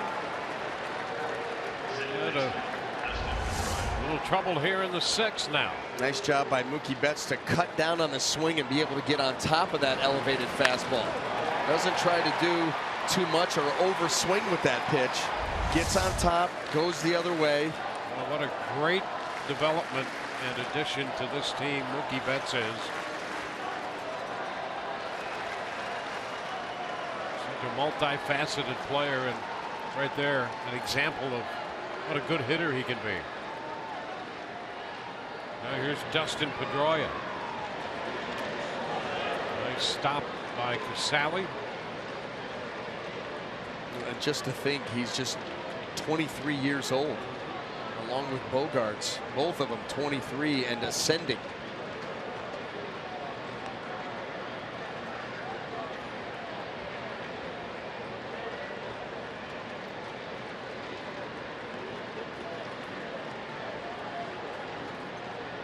Bogaerts on deck. Pedroia, the hitter, takes a strike, 1-1. Pedroia officially 0 for 2. He reached on a first inning error charged to Forsythe.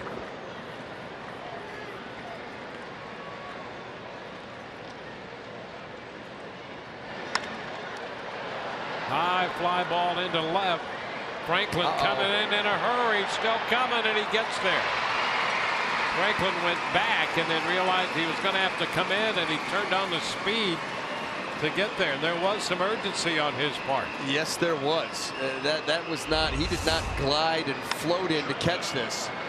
Look at him start to go back and then realize those legs moving pretty quick there to close the ground and end up making that play. And once again, Brad Miller out there for a little assistance if need be. Miller and Franklin from the Orlando area giving each other a helping hand.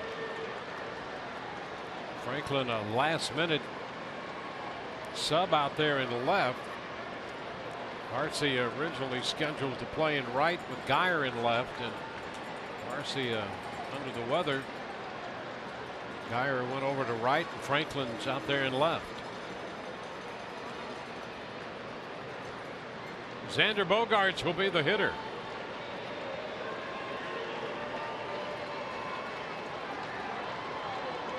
Sally and Moore confirm. Bogaerts was caught looking in the first inning and then struck out swinging on a change in the fourth. One of 5 strikeouts recorded by Moore. Actually 2 of the 5. And so here he is in the 6th. Starts him with a first pitch strike on the corner, a fastball.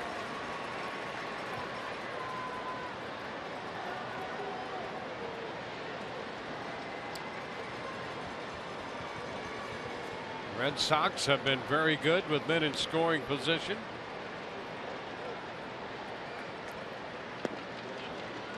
This one is low. 1-1.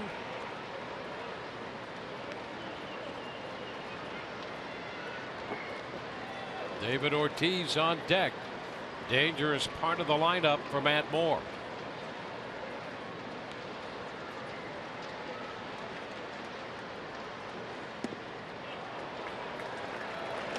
Two and one. Going to try to get back to making quality pitches here. You do not want to take it much further. Down in the count here, a couple of runners aboard. Bogaerts, look at that average with runners in scoring position. One of the most clutch hitters in the game. Matt trying to avoid a repeat of Friday when he was touched for 4 runs in the 6th inning in Baltimore. Foul ball back. Starting his 3rd time through the Boston lineup right here.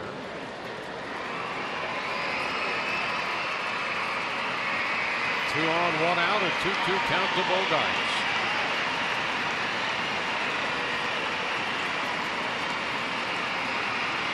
Third time through could be a test. Well, right in the middle of it up here in the 6th.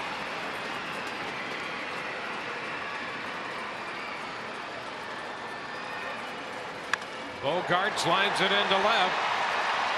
Vasquez will have to hold at 3rd. The bases are going to be loaded.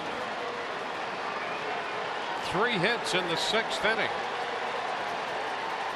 Bases loaded for David Ortiz.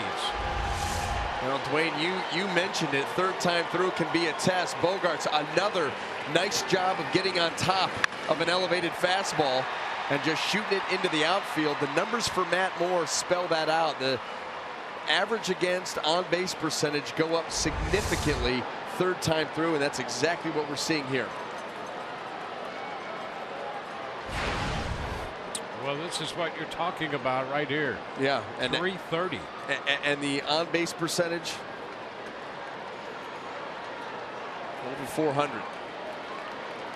I'm not sure that was a pineapple in the middle, but it's 404. His work cut out for him here. David Ortiz 0 for 2. Came into the game 10 of 24 with 3 home runs off Moore. And the bases are loaded, 1 out in the 6th.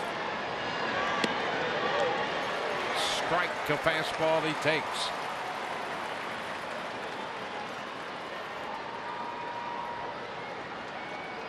Some stirring in the bullpen.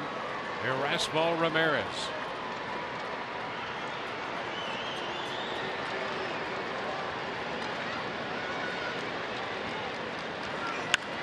Foul ball off the front of the Boston dugout. You know, you wonder between the take and the swing what David Ortiz is looking for. Obviously not the fastball. Took the first one.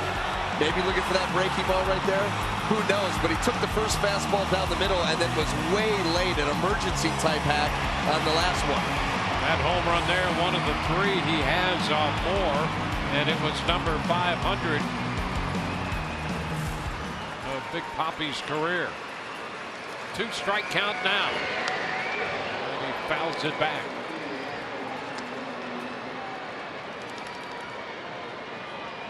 Has not looked comfortable with one of his swings yet in this at bat.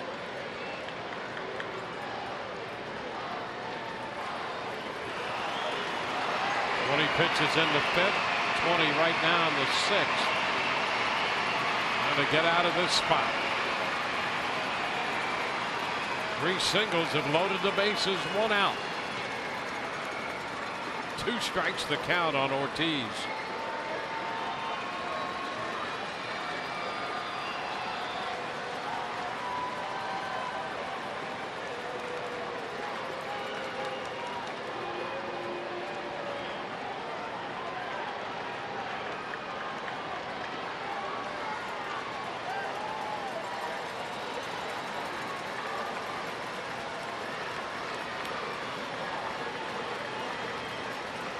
Strike pitch.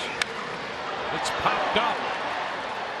Longoria back at third. Takes care of the infield pop-up. A big out. Getting Big Papi. 2 gone. Now David Ortiz never looked comfortable in this at bat. Takes the fastball here down the middle. Watch how late he is on this one. Kind of like an emergency type hack. And then all of a sudden you're going to get the changeup. Still not really in sync with the swing. And then right there, upset with himself, but just not a comfortable AB for David Ortiz, and a really nice job by Matt Moore. That was a big spot. So was this. Hanley Ramirez. Don't forget, Ramirez hit the ball to the warning track in center field in the 5th.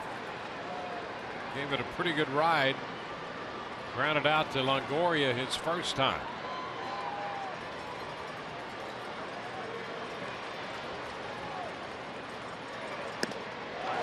Loses his helmet, swinging at the fastball. Strike 1. We've seen that numerous times in this series. Hanley Ramirez cuts it loose, and when he does, that helmet is coming off. Do you remember Betts and Bogaerts, the way they were able to put that ball into play? You take that big swing and get long, that ball's going to jump over the bat. That's what happened there. What if he tweaked something in his back? Well, he's acting as if he did. Red Sox will take a look. That was a big cut. That swing was big, it was long, it was aggressive. You can see right there that little movement, something didn't feel right.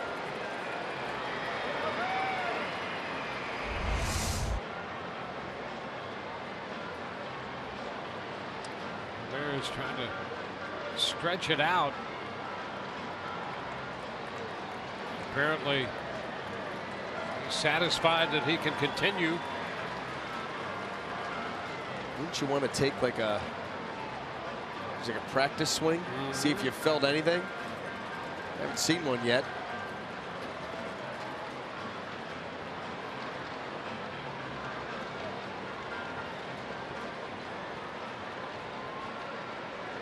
Well, I guess he's happy.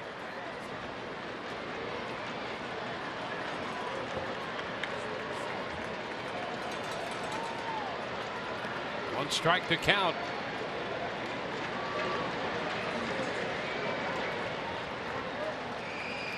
One.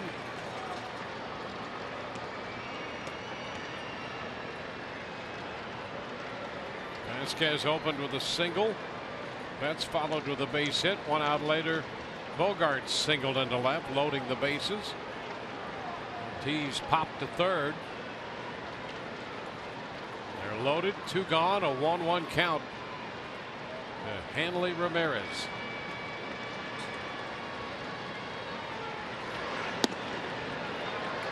Upstairs, 1 too low, 1 too high, 2-1.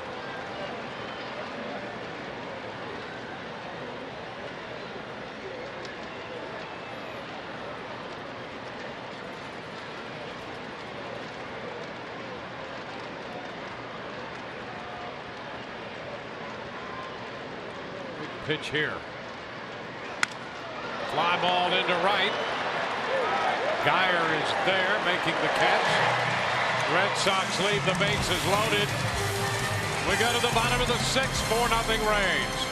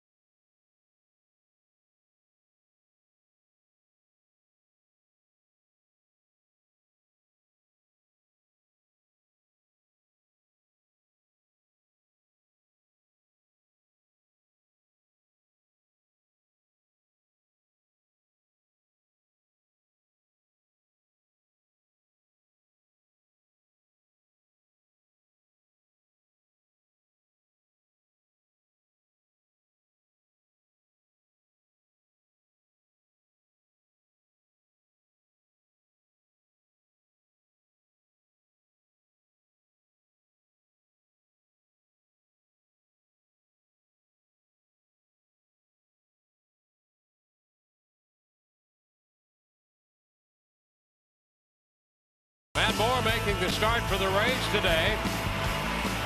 Working 6 shutout innings. Pitch count at 93.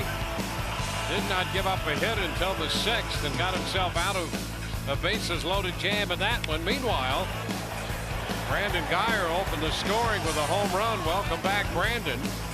Rays put up 3 in the 3rd. Longoria's doubled up the left field line. Chipped in, so did Jennings, ground ball, and then Brandon Geyer with a double to left, capping that inning. And moving on to the bottom of the 6th, it will be Brandon Geyer leading off, taking a fastball up and away, 1-0. Geyer, Franklin, and Casali due up against David Price.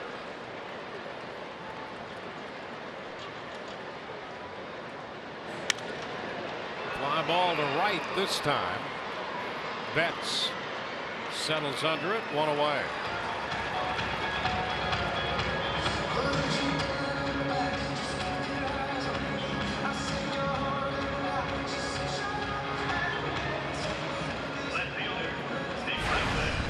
Nick Franklin. Well, Price has dominated the lower part of the Rays lineup, starting with Franklin, who's hitting 6th, 6, 7, 8, and 9. 0 for 8 with 8 strikeouts.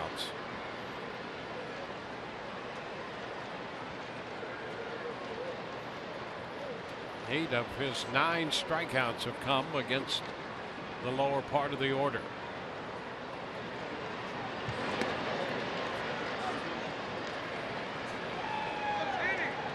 Ball, no strikes.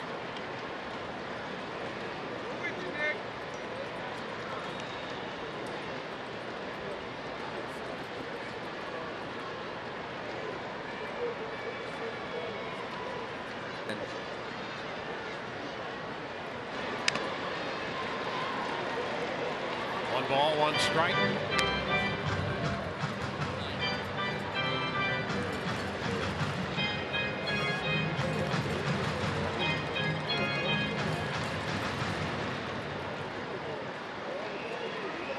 Dyer's gone out to right. Franklin at the plate.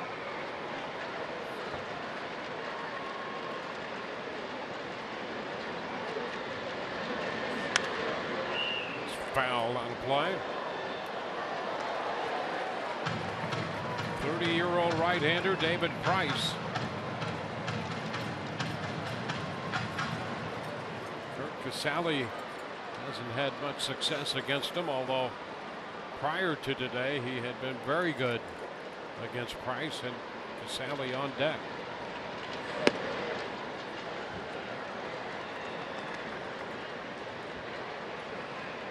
Takes the count to 2-2.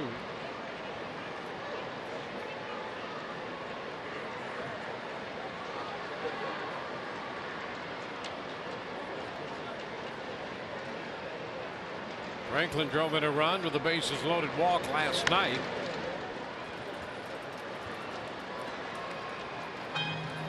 First game of this series, a 5 RBI night. Double single and a home run, doubled in 2, single home another one, and hit a 2-run home run.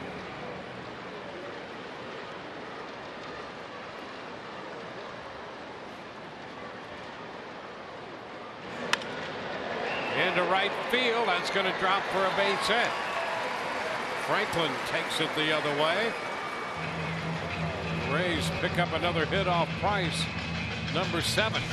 The Republic Bank Draft Room, exclusively for Rays season ticket holders, blends hospitality and comfort, offering local craft beers and themed signature food items. Tropicana Field's newest destination area, exclusively for Rays season ticket holders. That would be the Republic Bank Draft Club. Call 888-FAN-RAYS to get more information. Now Curt Casali, 1 on, 1 out. Ground ball sharply hit, fair up the left field line.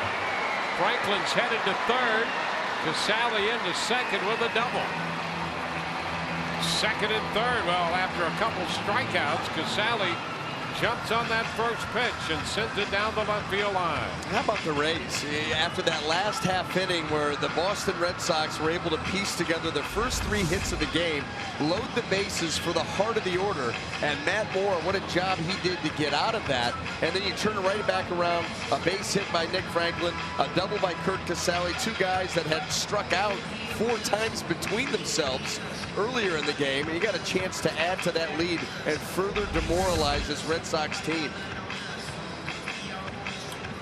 Major threat with 1 out. Carl Willis conducting the conversation on the mound.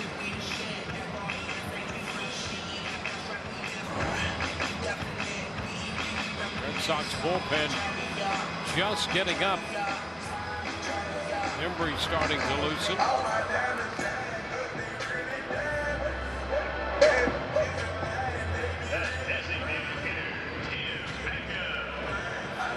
Extended visit on the mound gave Embry a few extra tosses down there. Tim Beckham will have a chance to add to this lead. And against the Red Sox, you'll take every run you can get. Now he's thinking now, or what he should be thinking, just you want solid contact. You'd like to get something elevated. The infield is in. Couple strikeouts so far today. Pitch is high.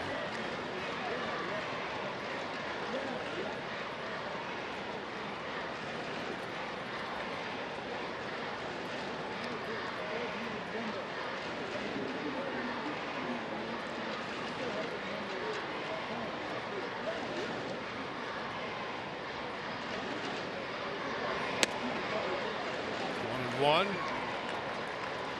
Rays missed a scoring opportunity in the first, got a run in the second on a homer by Geyer. Cashed in on the opportunity in the third for a 3-run inning. This is the first scoring chance since then. We're in the bottom of the 6th.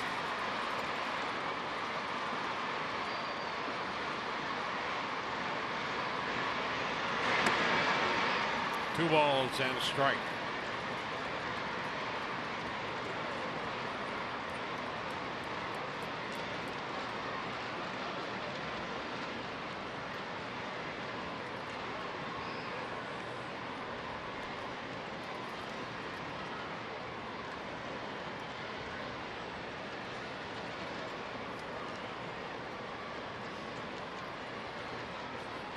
Price taking a lot of time now. Step back for a moment. Beckham stepped out.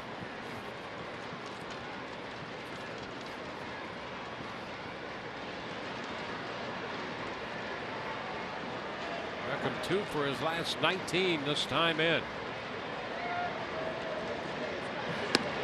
Swings through it. 2-2. Continues to work Tim Beckham away.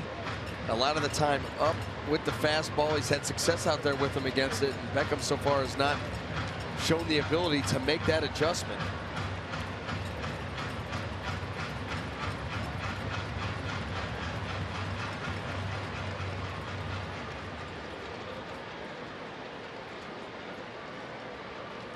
Geyer lifted a fly ball to right to start the inning. Franklin singled. Casale followed with a double. Second and third, 1 out. 2-2 the count.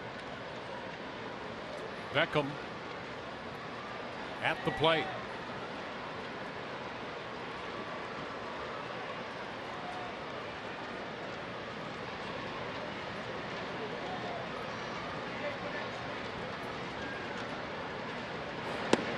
And there is strike 3 called at the bottom of the zone. Right at the knees. Beckham caught looking out on strikes for the 3rd time. Man, that was a high quality fastball there by David Price. Not only is it away, but it is kneecap high on the corner.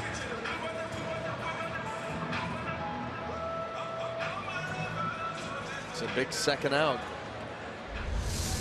Up to Taylor Motter if the Rays are to make anything of this opportunity.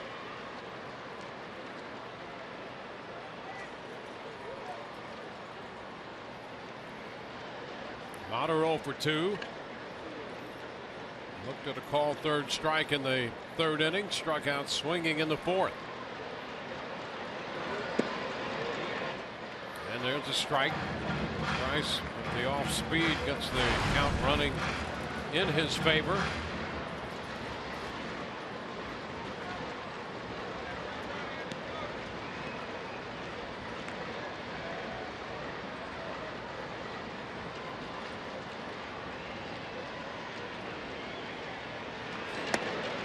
Away.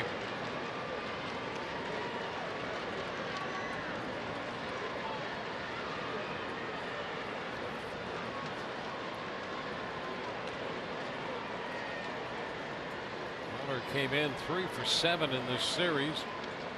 0 for 2 today.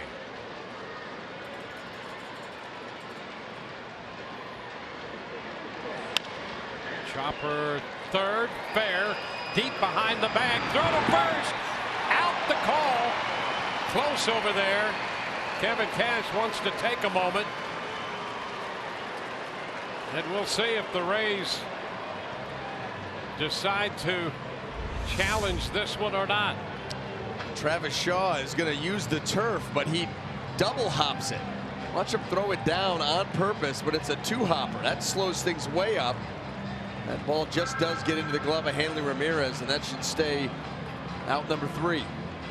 So Motter, that chopper back of the bag at 3rd. And that's going to do it. The Rays do not cash in. Hold a 4-0 lead.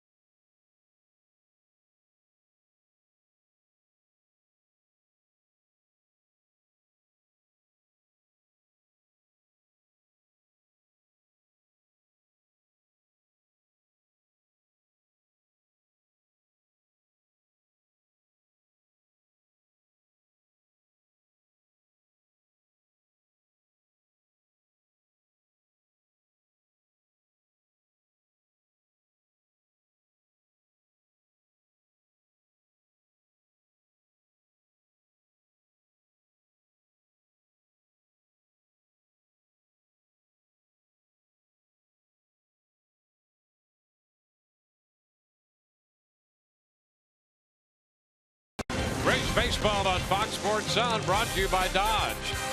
Visit Dodge.com today. By the Ruth Wall team. And by your Gulf Coast Honda dealers.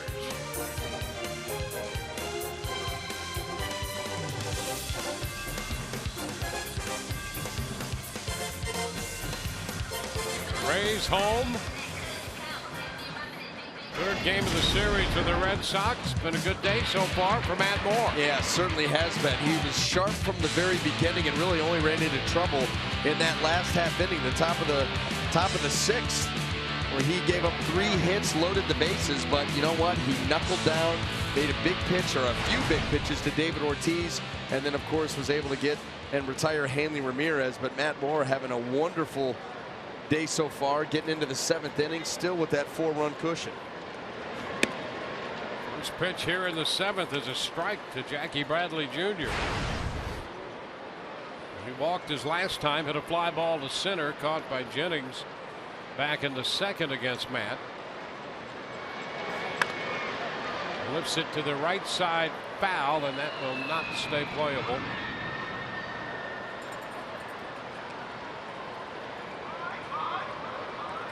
Two strikes. Esmo Ramirez back up in the bullpen.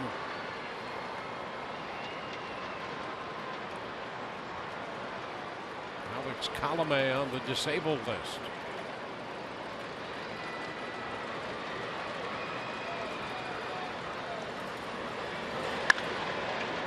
It's a ground ball foul toward the bullpen. Nice play. Yeah, nice stop down there. Showing a little range. And then digging himself. Good lateral movement.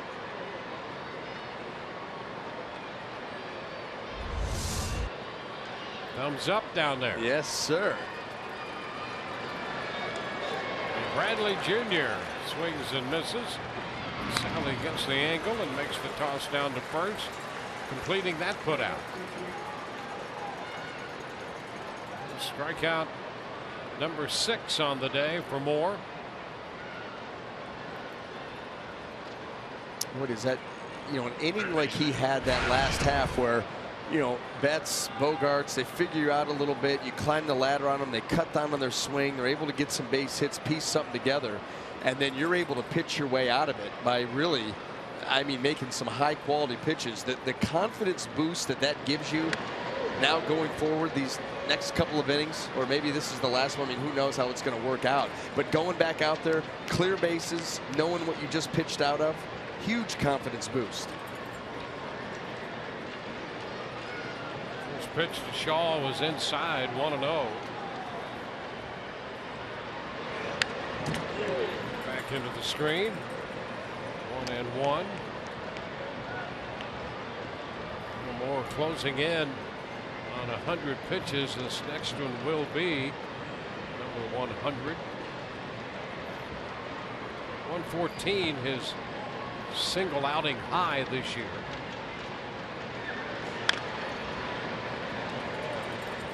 And he's at 100 right now.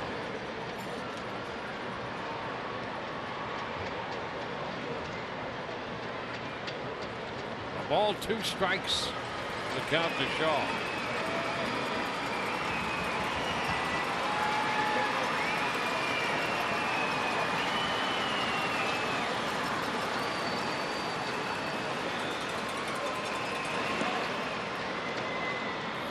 Two.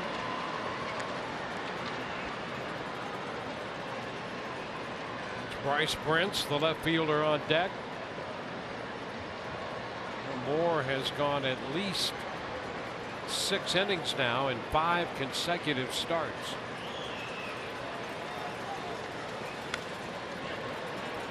Six and a third in this one. Shaw fouls another one.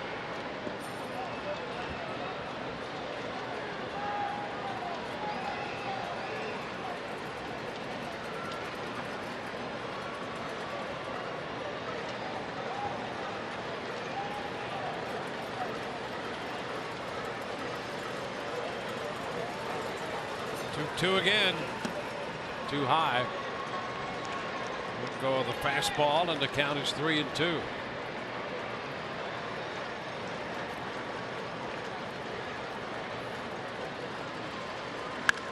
Shaw lifts it to left. Franklin makes the catch. So 2 gone. Don't look now, but the Detroit Tigers will be coming to town tomorrow on Rays Live, the pregame show presented by your Gulf Coast Honda dealers.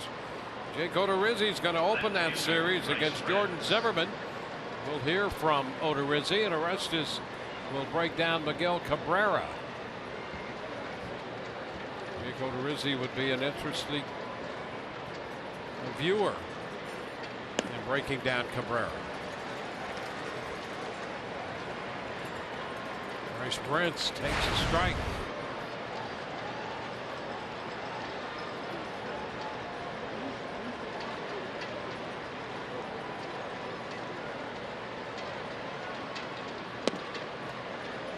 Close, a little wide.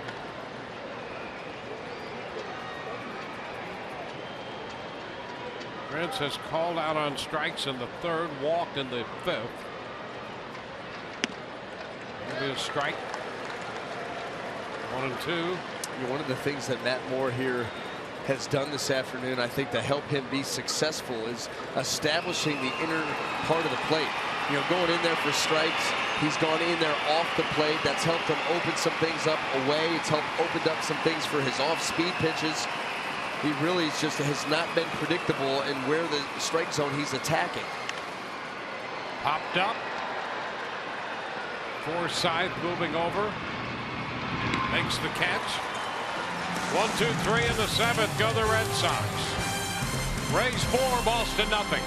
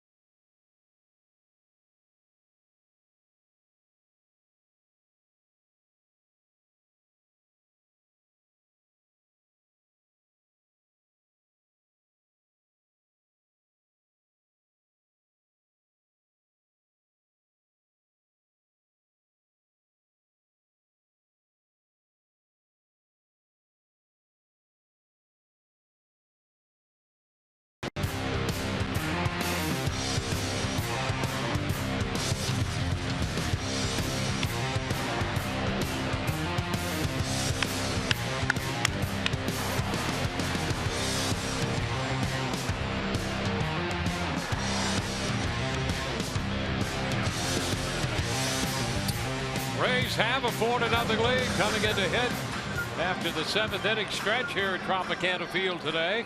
Wrapping up this series. Current series even at a game apiece. Rays up 3-2 in the season series. And David Price, who's made 99 pitches, will open the 7th facing the top of the order. Logan Forsythe. He takes the pitch for a strike. Miller next, and then Longoria.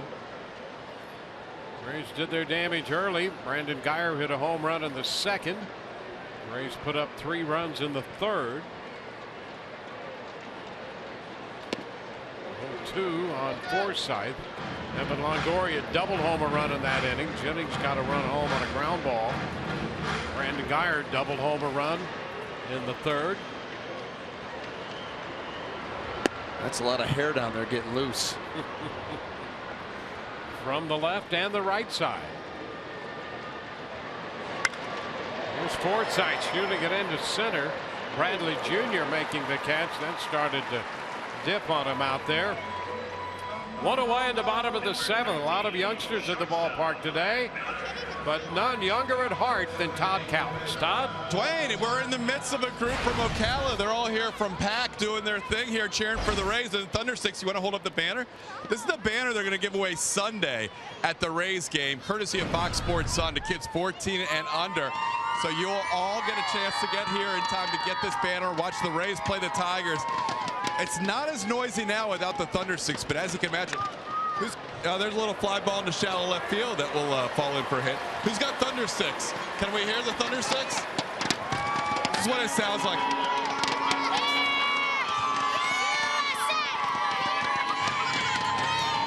Back to you guys for a pitching change.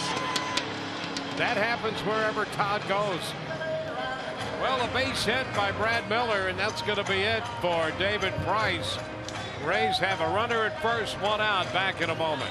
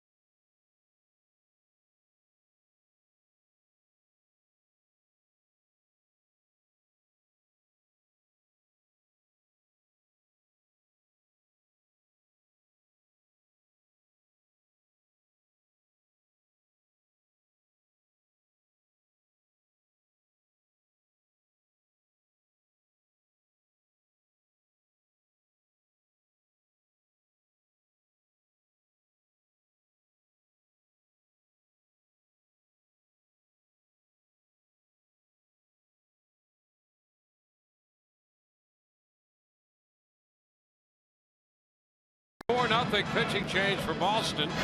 Bottom of the seventh. David Price departs after 6 1/3. Well, the top part of the Rays lineup was able to do some damage against them. Got it started there with Brandon Guyer, a leadoff home run in the second. Evan Longoria able to keep that ball fair with runners on first and at third.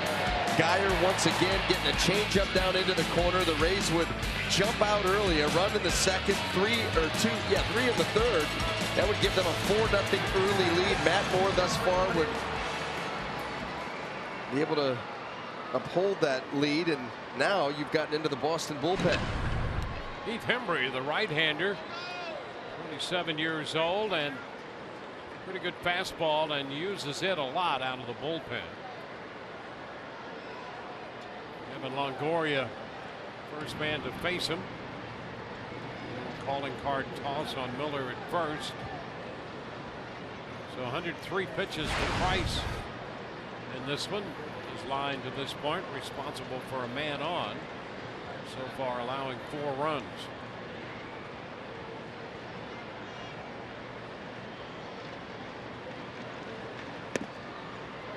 And Longoria takes a slider first pitch in. 1. Fastball slider guy. Last year about 70% fastballs, a little over 20% with the slider.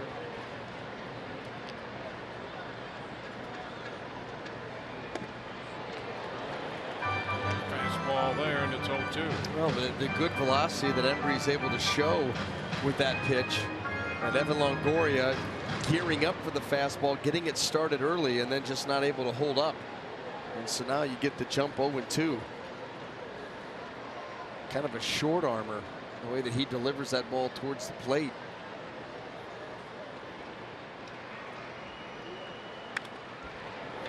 Roy got a little piece of that one. Fouls it. Short arm and a sling. When that ball jumps on you at 94, 95. Not comfortable.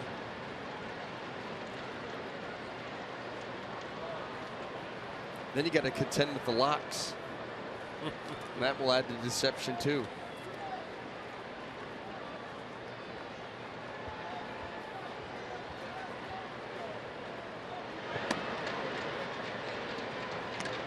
It's 1-2. Yeah,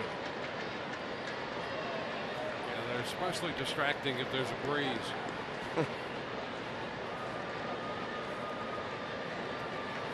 One on, one out.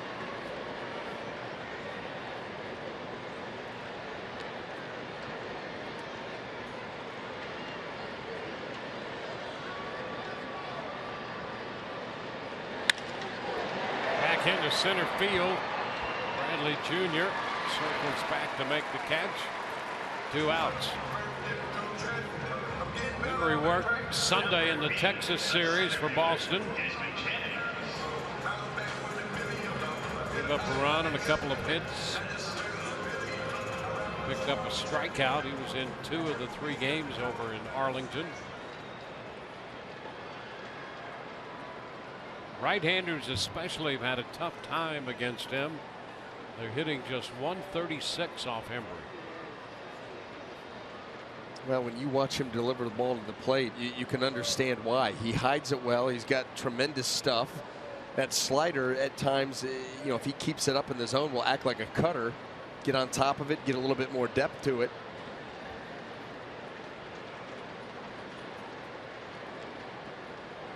Desmond Jennings.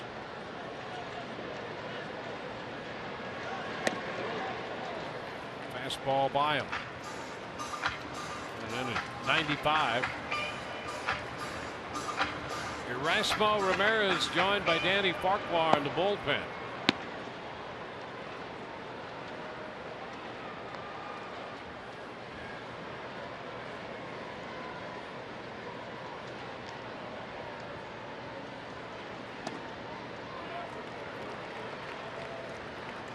Looks at a strike this time. 0-2.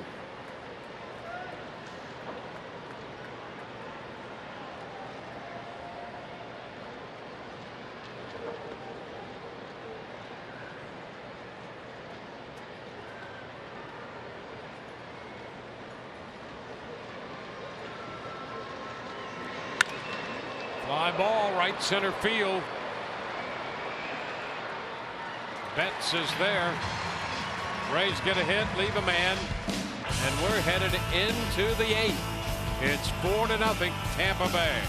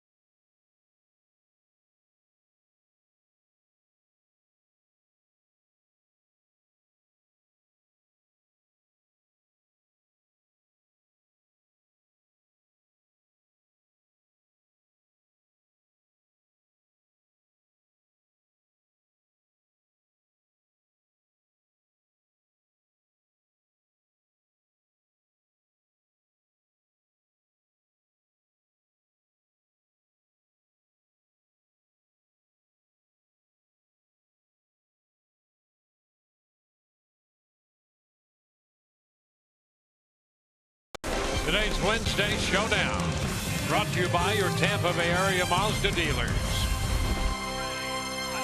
From Tropicana Field, we have gone through 7. Matt Moore turns in a very impressive performance, 7 scoreless innings against Boston. You could not have asked for a better outing for Matt Moore. He had it all working, and we said early on, for him to have success against this lineup, you wanted to see a consistent fastball, a consistent curveball, and a consistent changeup, and they were all so good. You could see the frustration there with Hanley Ramirez. That was him getting out of that big spot where he had given up 3 hits in the 6th inning to load the bases.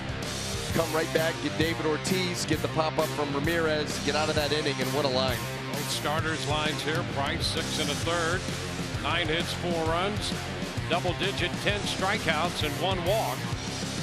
Sandy Leon will pinch hit to open the 8th against Erasmo Ramirez, taking over on the hill for the Rays, and his first pitch is a strike. Well, 6 outs to get, and you know, Alex Colomé obviously being down right now on the disabled list. Kevin Cash said he was going to mix and match, and this is where it starts here for the Rays. 2, foul ball back. Our pinch hitter presented by Pinch-A-Penny. And he is Sandy Leon. Look at those numbers since he's joined this team. No more for his catching, but those are impressive numbers.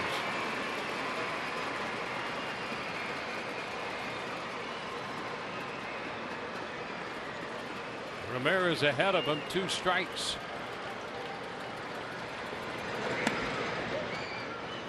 Ball and 2 strikes.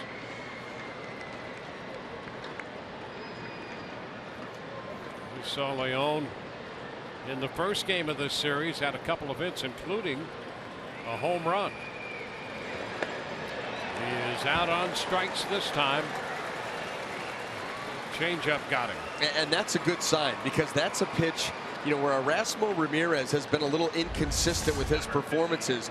This has been the big reason why, an inconsistent changeup, and that is the deluxe changeup that you're used to seeing from Erasmo. When he's able to throw that pitch like that, command it bottom part of the zone and out of the zone, he's tough to contend with.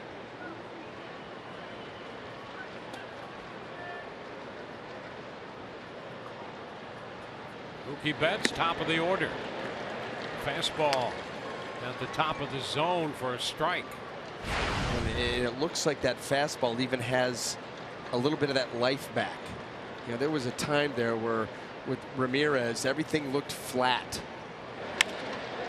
Into center field, straight in comes Jennings, and he's got it. Directly to Jennings. Started to drop on him out there, but he runs under it. 2 away. And now Dustin Pedroia.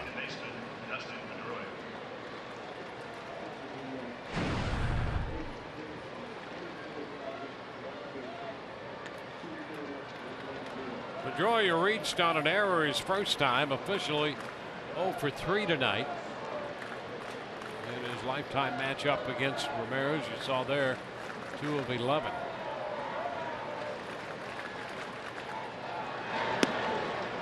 Inside, 1 ball, no strikes. Well, Matt Moore gives the Rays a good outing here, and you could really back it up now through his last 4, with the exception of that 1 inning in Baltimore in his last outing.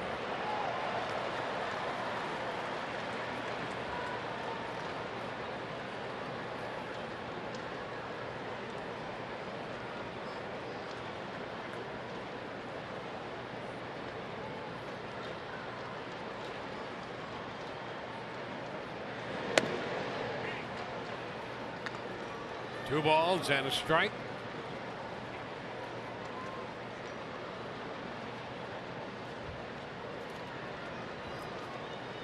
Xander Bogaerts on deck.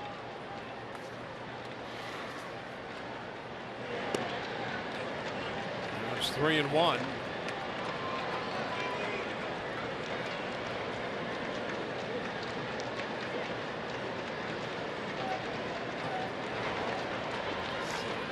Xavier Cedeno loosening in the bullpen.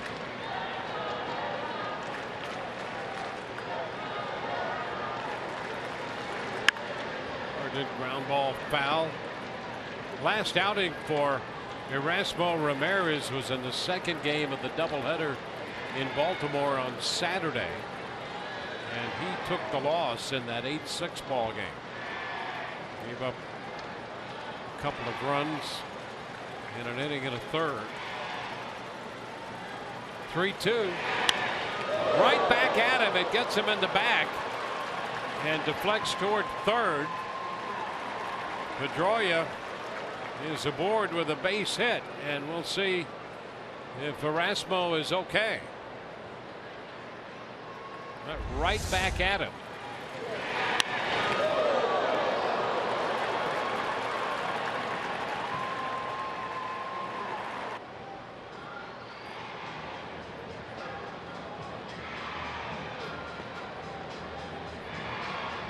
Right off his tail.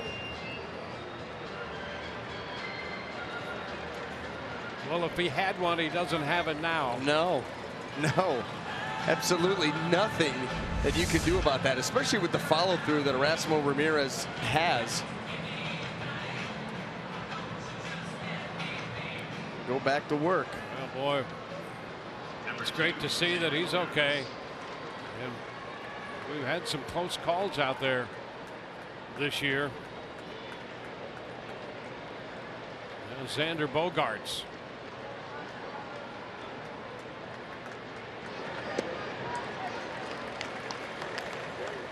One strike to count. Ramirez has such a great disposition. Even when he's hit by a pitch, he's still smiling. There was a wince in there.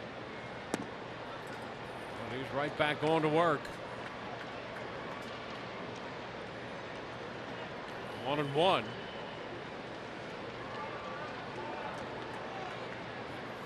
Bogaerts had a base hit in the 6th, came in hitting .343.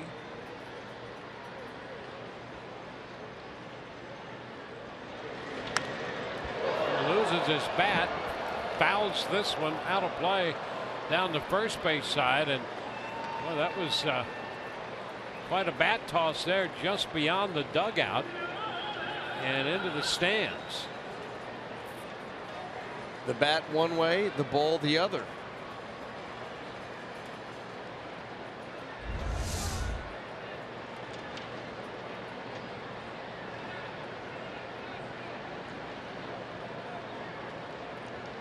Look out down there. Nice little catch.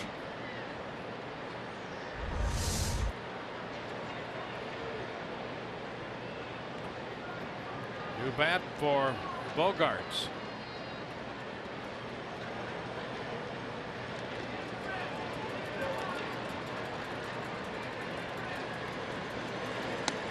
Strike called at the knees. Caught looking for the second time today. This one retires the side in the 8th. Bottom half of inning 8 coming, 4-0 Tampa Bay.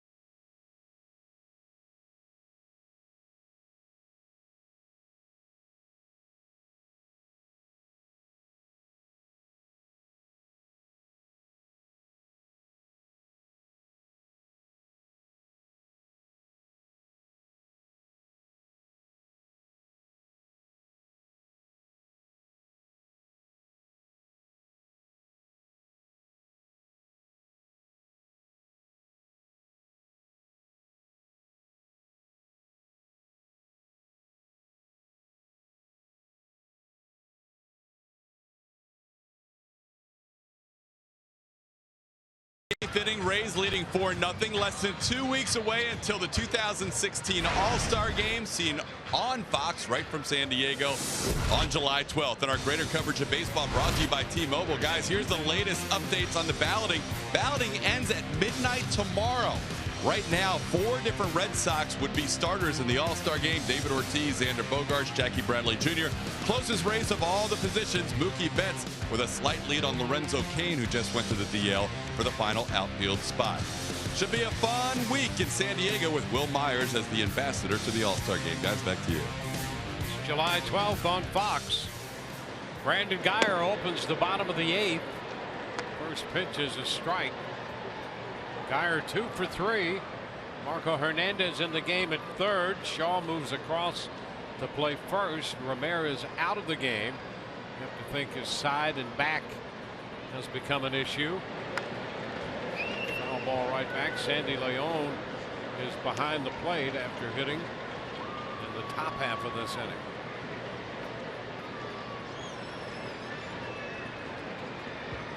Guyer, Franklin, and Casali due up. Bobby Ross Jr., the lefty, remains at the ready in the bullpen. Emery got the last 2 outs in the 7th. That's a foul ball that bounces up and hits Guyer. Right in the face. What's this?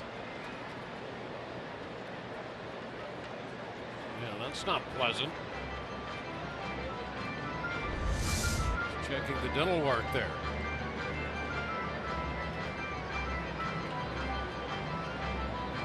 Well, first day back in the lineup, and it's been a productive one from Brandon Guyer. Got the Rays on the board early, take the lead on a 1-0 home run. Had a big double in the 3rd inning.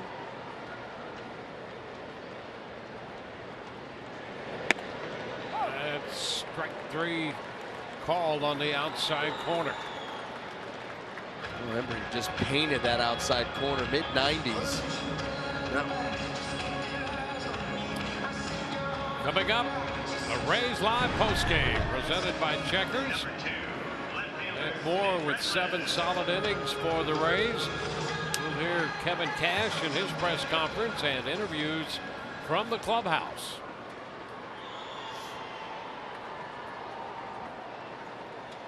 Here's Nick Franklin. I don't know. Franklin has a base hit, 1 for 3 today.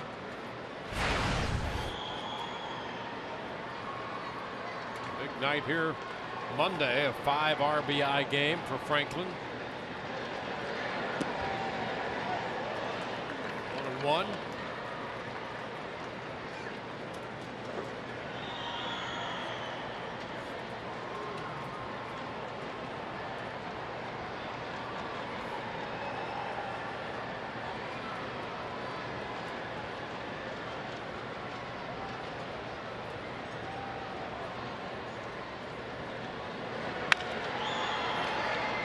Pedroia at second. 2 gone. Pedroia to Shaw. Strikeout to ground out. 2 up, 2 down. Embry has retired all 4 men to face him. Now it's going to be Curt Casali.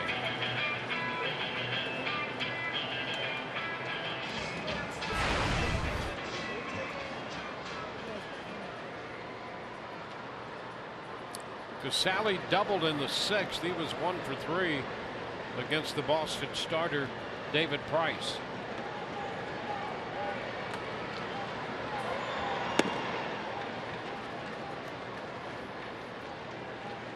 One ball, no strikes.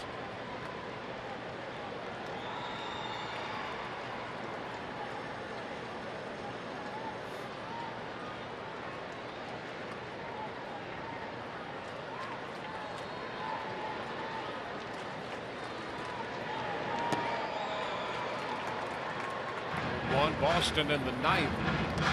We'll have Ortiz, then Hernandez, who went into the spot vacated by Ramirez.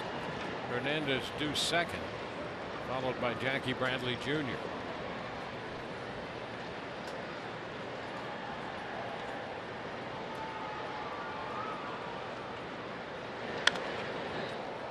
right back.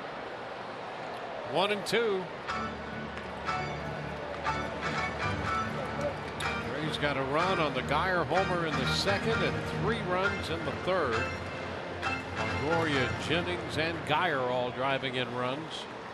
Yeah, that's been kind of the MO for the Rays offense here recently. A lot of scoring outbursts early in the games, first couple of innings. The question has been, will they be able to hold the lead? Had a couple of instances that series in Baltimore where they took some early leads and then let them get away. But boy, behind Matt Moore today, so far so good. Moore giving the Rays 7 in the starting assignment. Erasmo Ramirez pitched the scoreless 8th.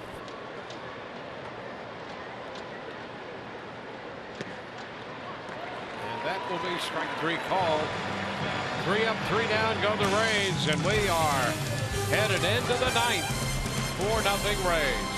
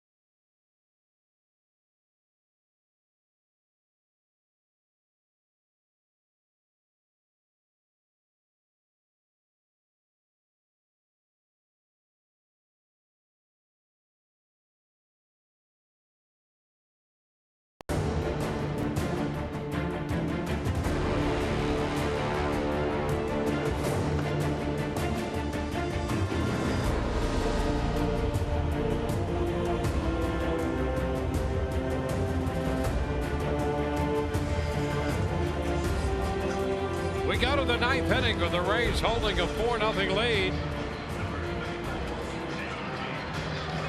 They scored a run in the second inning, 3 runs in the third. And in the 9th, Boston will have Ortiz, Hernandez, and Bradley Jr. due up. And the Rays put Xavier Cedeno on the mound. Well, he's on for the 32nd time. ERA 3.91, 25 in the third innings, 25 strikeouts. Here's David Ortiz, fly ball into short center, and that's going to fall for a base hit. And the Red Sox put the first man on. That ball moving away from David Ortiz.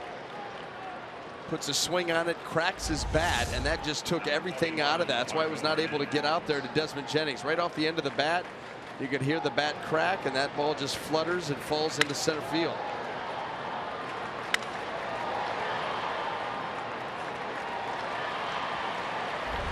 Here's Marco Hernandez.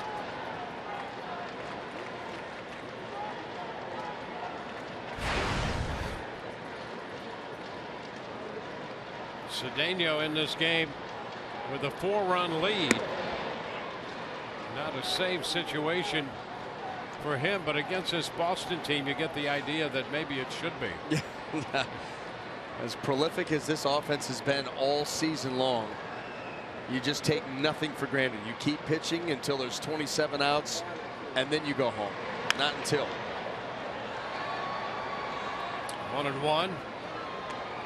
A couple of changes here. You saw Morrison at first, and Motter moves out to play left field, replacing Franklin.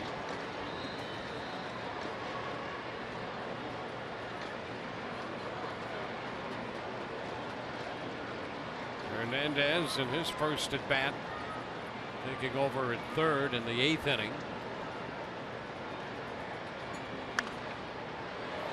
Fouls it back, now 1-2. Hernandez 0 for 4 last night, 3 for 4 in the game on Monday night.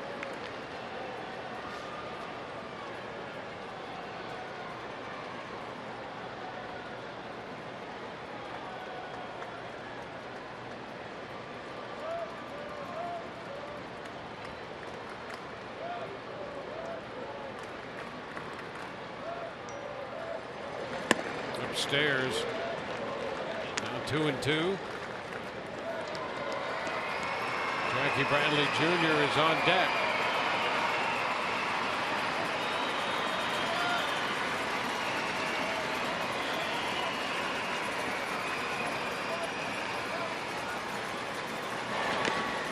Cut and a miss. Hernandez out number 1 on strikes. 9th strikeout for Rays pitching tonight. Xavier Cedeno, cutter, breaking ball. Look how he sweeps that ball right to the outside corner. Hernandez barely can reach it, and just foul tips that into the glove of Casale. 1 on, 1 out. Jackie Bradley Jr. 0 for 2 on the day with a walk. First pitch strike.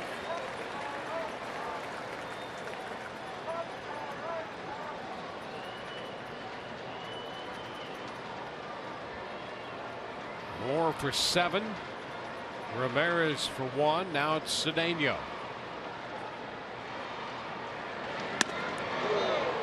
Up and in. A ball and a strike.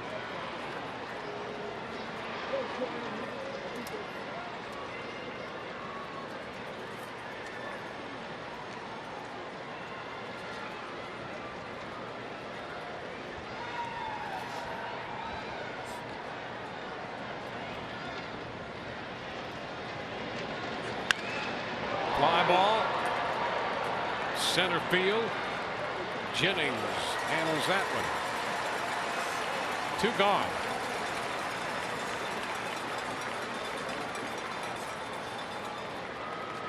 Number 47, Travis Shaw.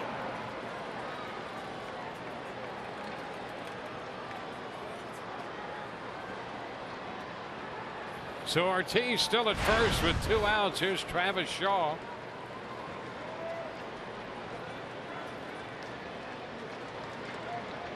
Shaw's 0 for 3. The first pitch is a strike.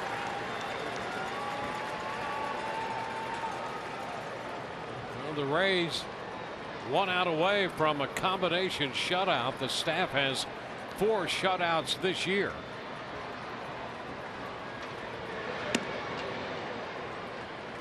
Upstairs 1-1.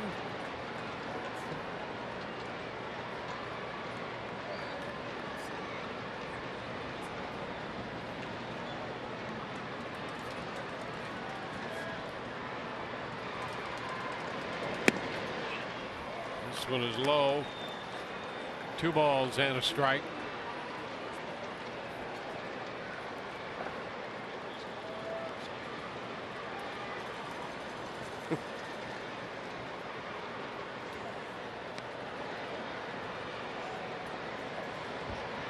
Two 1. Tapper takes the count to 2-2. Cedeno trying to finish this one and give the Rays a series victory. Crowd of 24,110 for this one.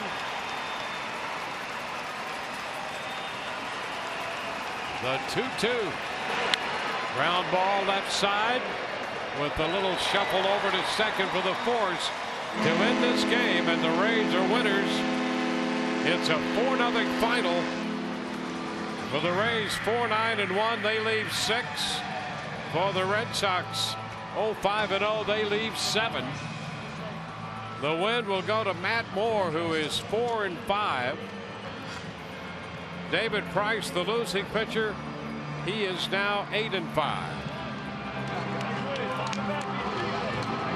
2 hours and 49 minutes to play this game before 24,110. And so the Rays come home with their longest home stand of the year, and they open it by taking 2 out of 3 from the Boston Red Sox. A couple of impressive games in this series. Obviously, in game 1, the Rays offensively come out and just bomb away. 13 runs, 18 hits. Did some tremendous work. Last night's game, not very pretty, but the quick turnaround. And Matt Moore, pin this on Matt Moore. The offense got to David Price for 4 runs in the first 3 innings. A quick start. Matt Moore made it hold up. He threw the ball very well. Got into trouble 1 time, but boy, he was impressive getting out of that jam. Bases loaded, 1 out. He gets Ortiz, he gets Ramirez. He would finish from there, turn it over to the bullpen, and how about that, a combo shutout. Yeah, Moore had 1 spot there in the 6th. He got through that, left the bases loaded, allowing no runs. In the meantime, the Rays offense providing 4 runs, the first of which came on a home run by Brandon Guyer just off the DL, and Todd Kalas is standing by with Brandon Guyer right now. Thanks, Dwayne. Yeah, what a way to greet the team. Welcome back with that home run. First of all, for the team, Brandon, you know this team's been battling. Nice to get a series victory against Boston, I would think. Yeah, for sure. You know, the way Matt Moore came out today, you know, he gave us a great chance to win, and we got good timely hitting. And like I said before the game, personally, I just wanted to come out and help the team win, and glad I could do that. You did right away. Price is a guy that lives around the strike zone. Did you have an aggressive approach at the plate today? Not necessarily different than I used to. Just more so looking for my pitch and capitalize on any mistakes. You know, a pitcher like that, you're not going to get many of those, so that's kind of what it was. How did you feel coming into today? You had some rehab games with the Charlotte Stone Crabs, a couple of hits in last night's game. Where did you feel your timing was? I felt pretty good. You know, it's always good to be back with the boys and help them get a win, so you know, I'm happy about that.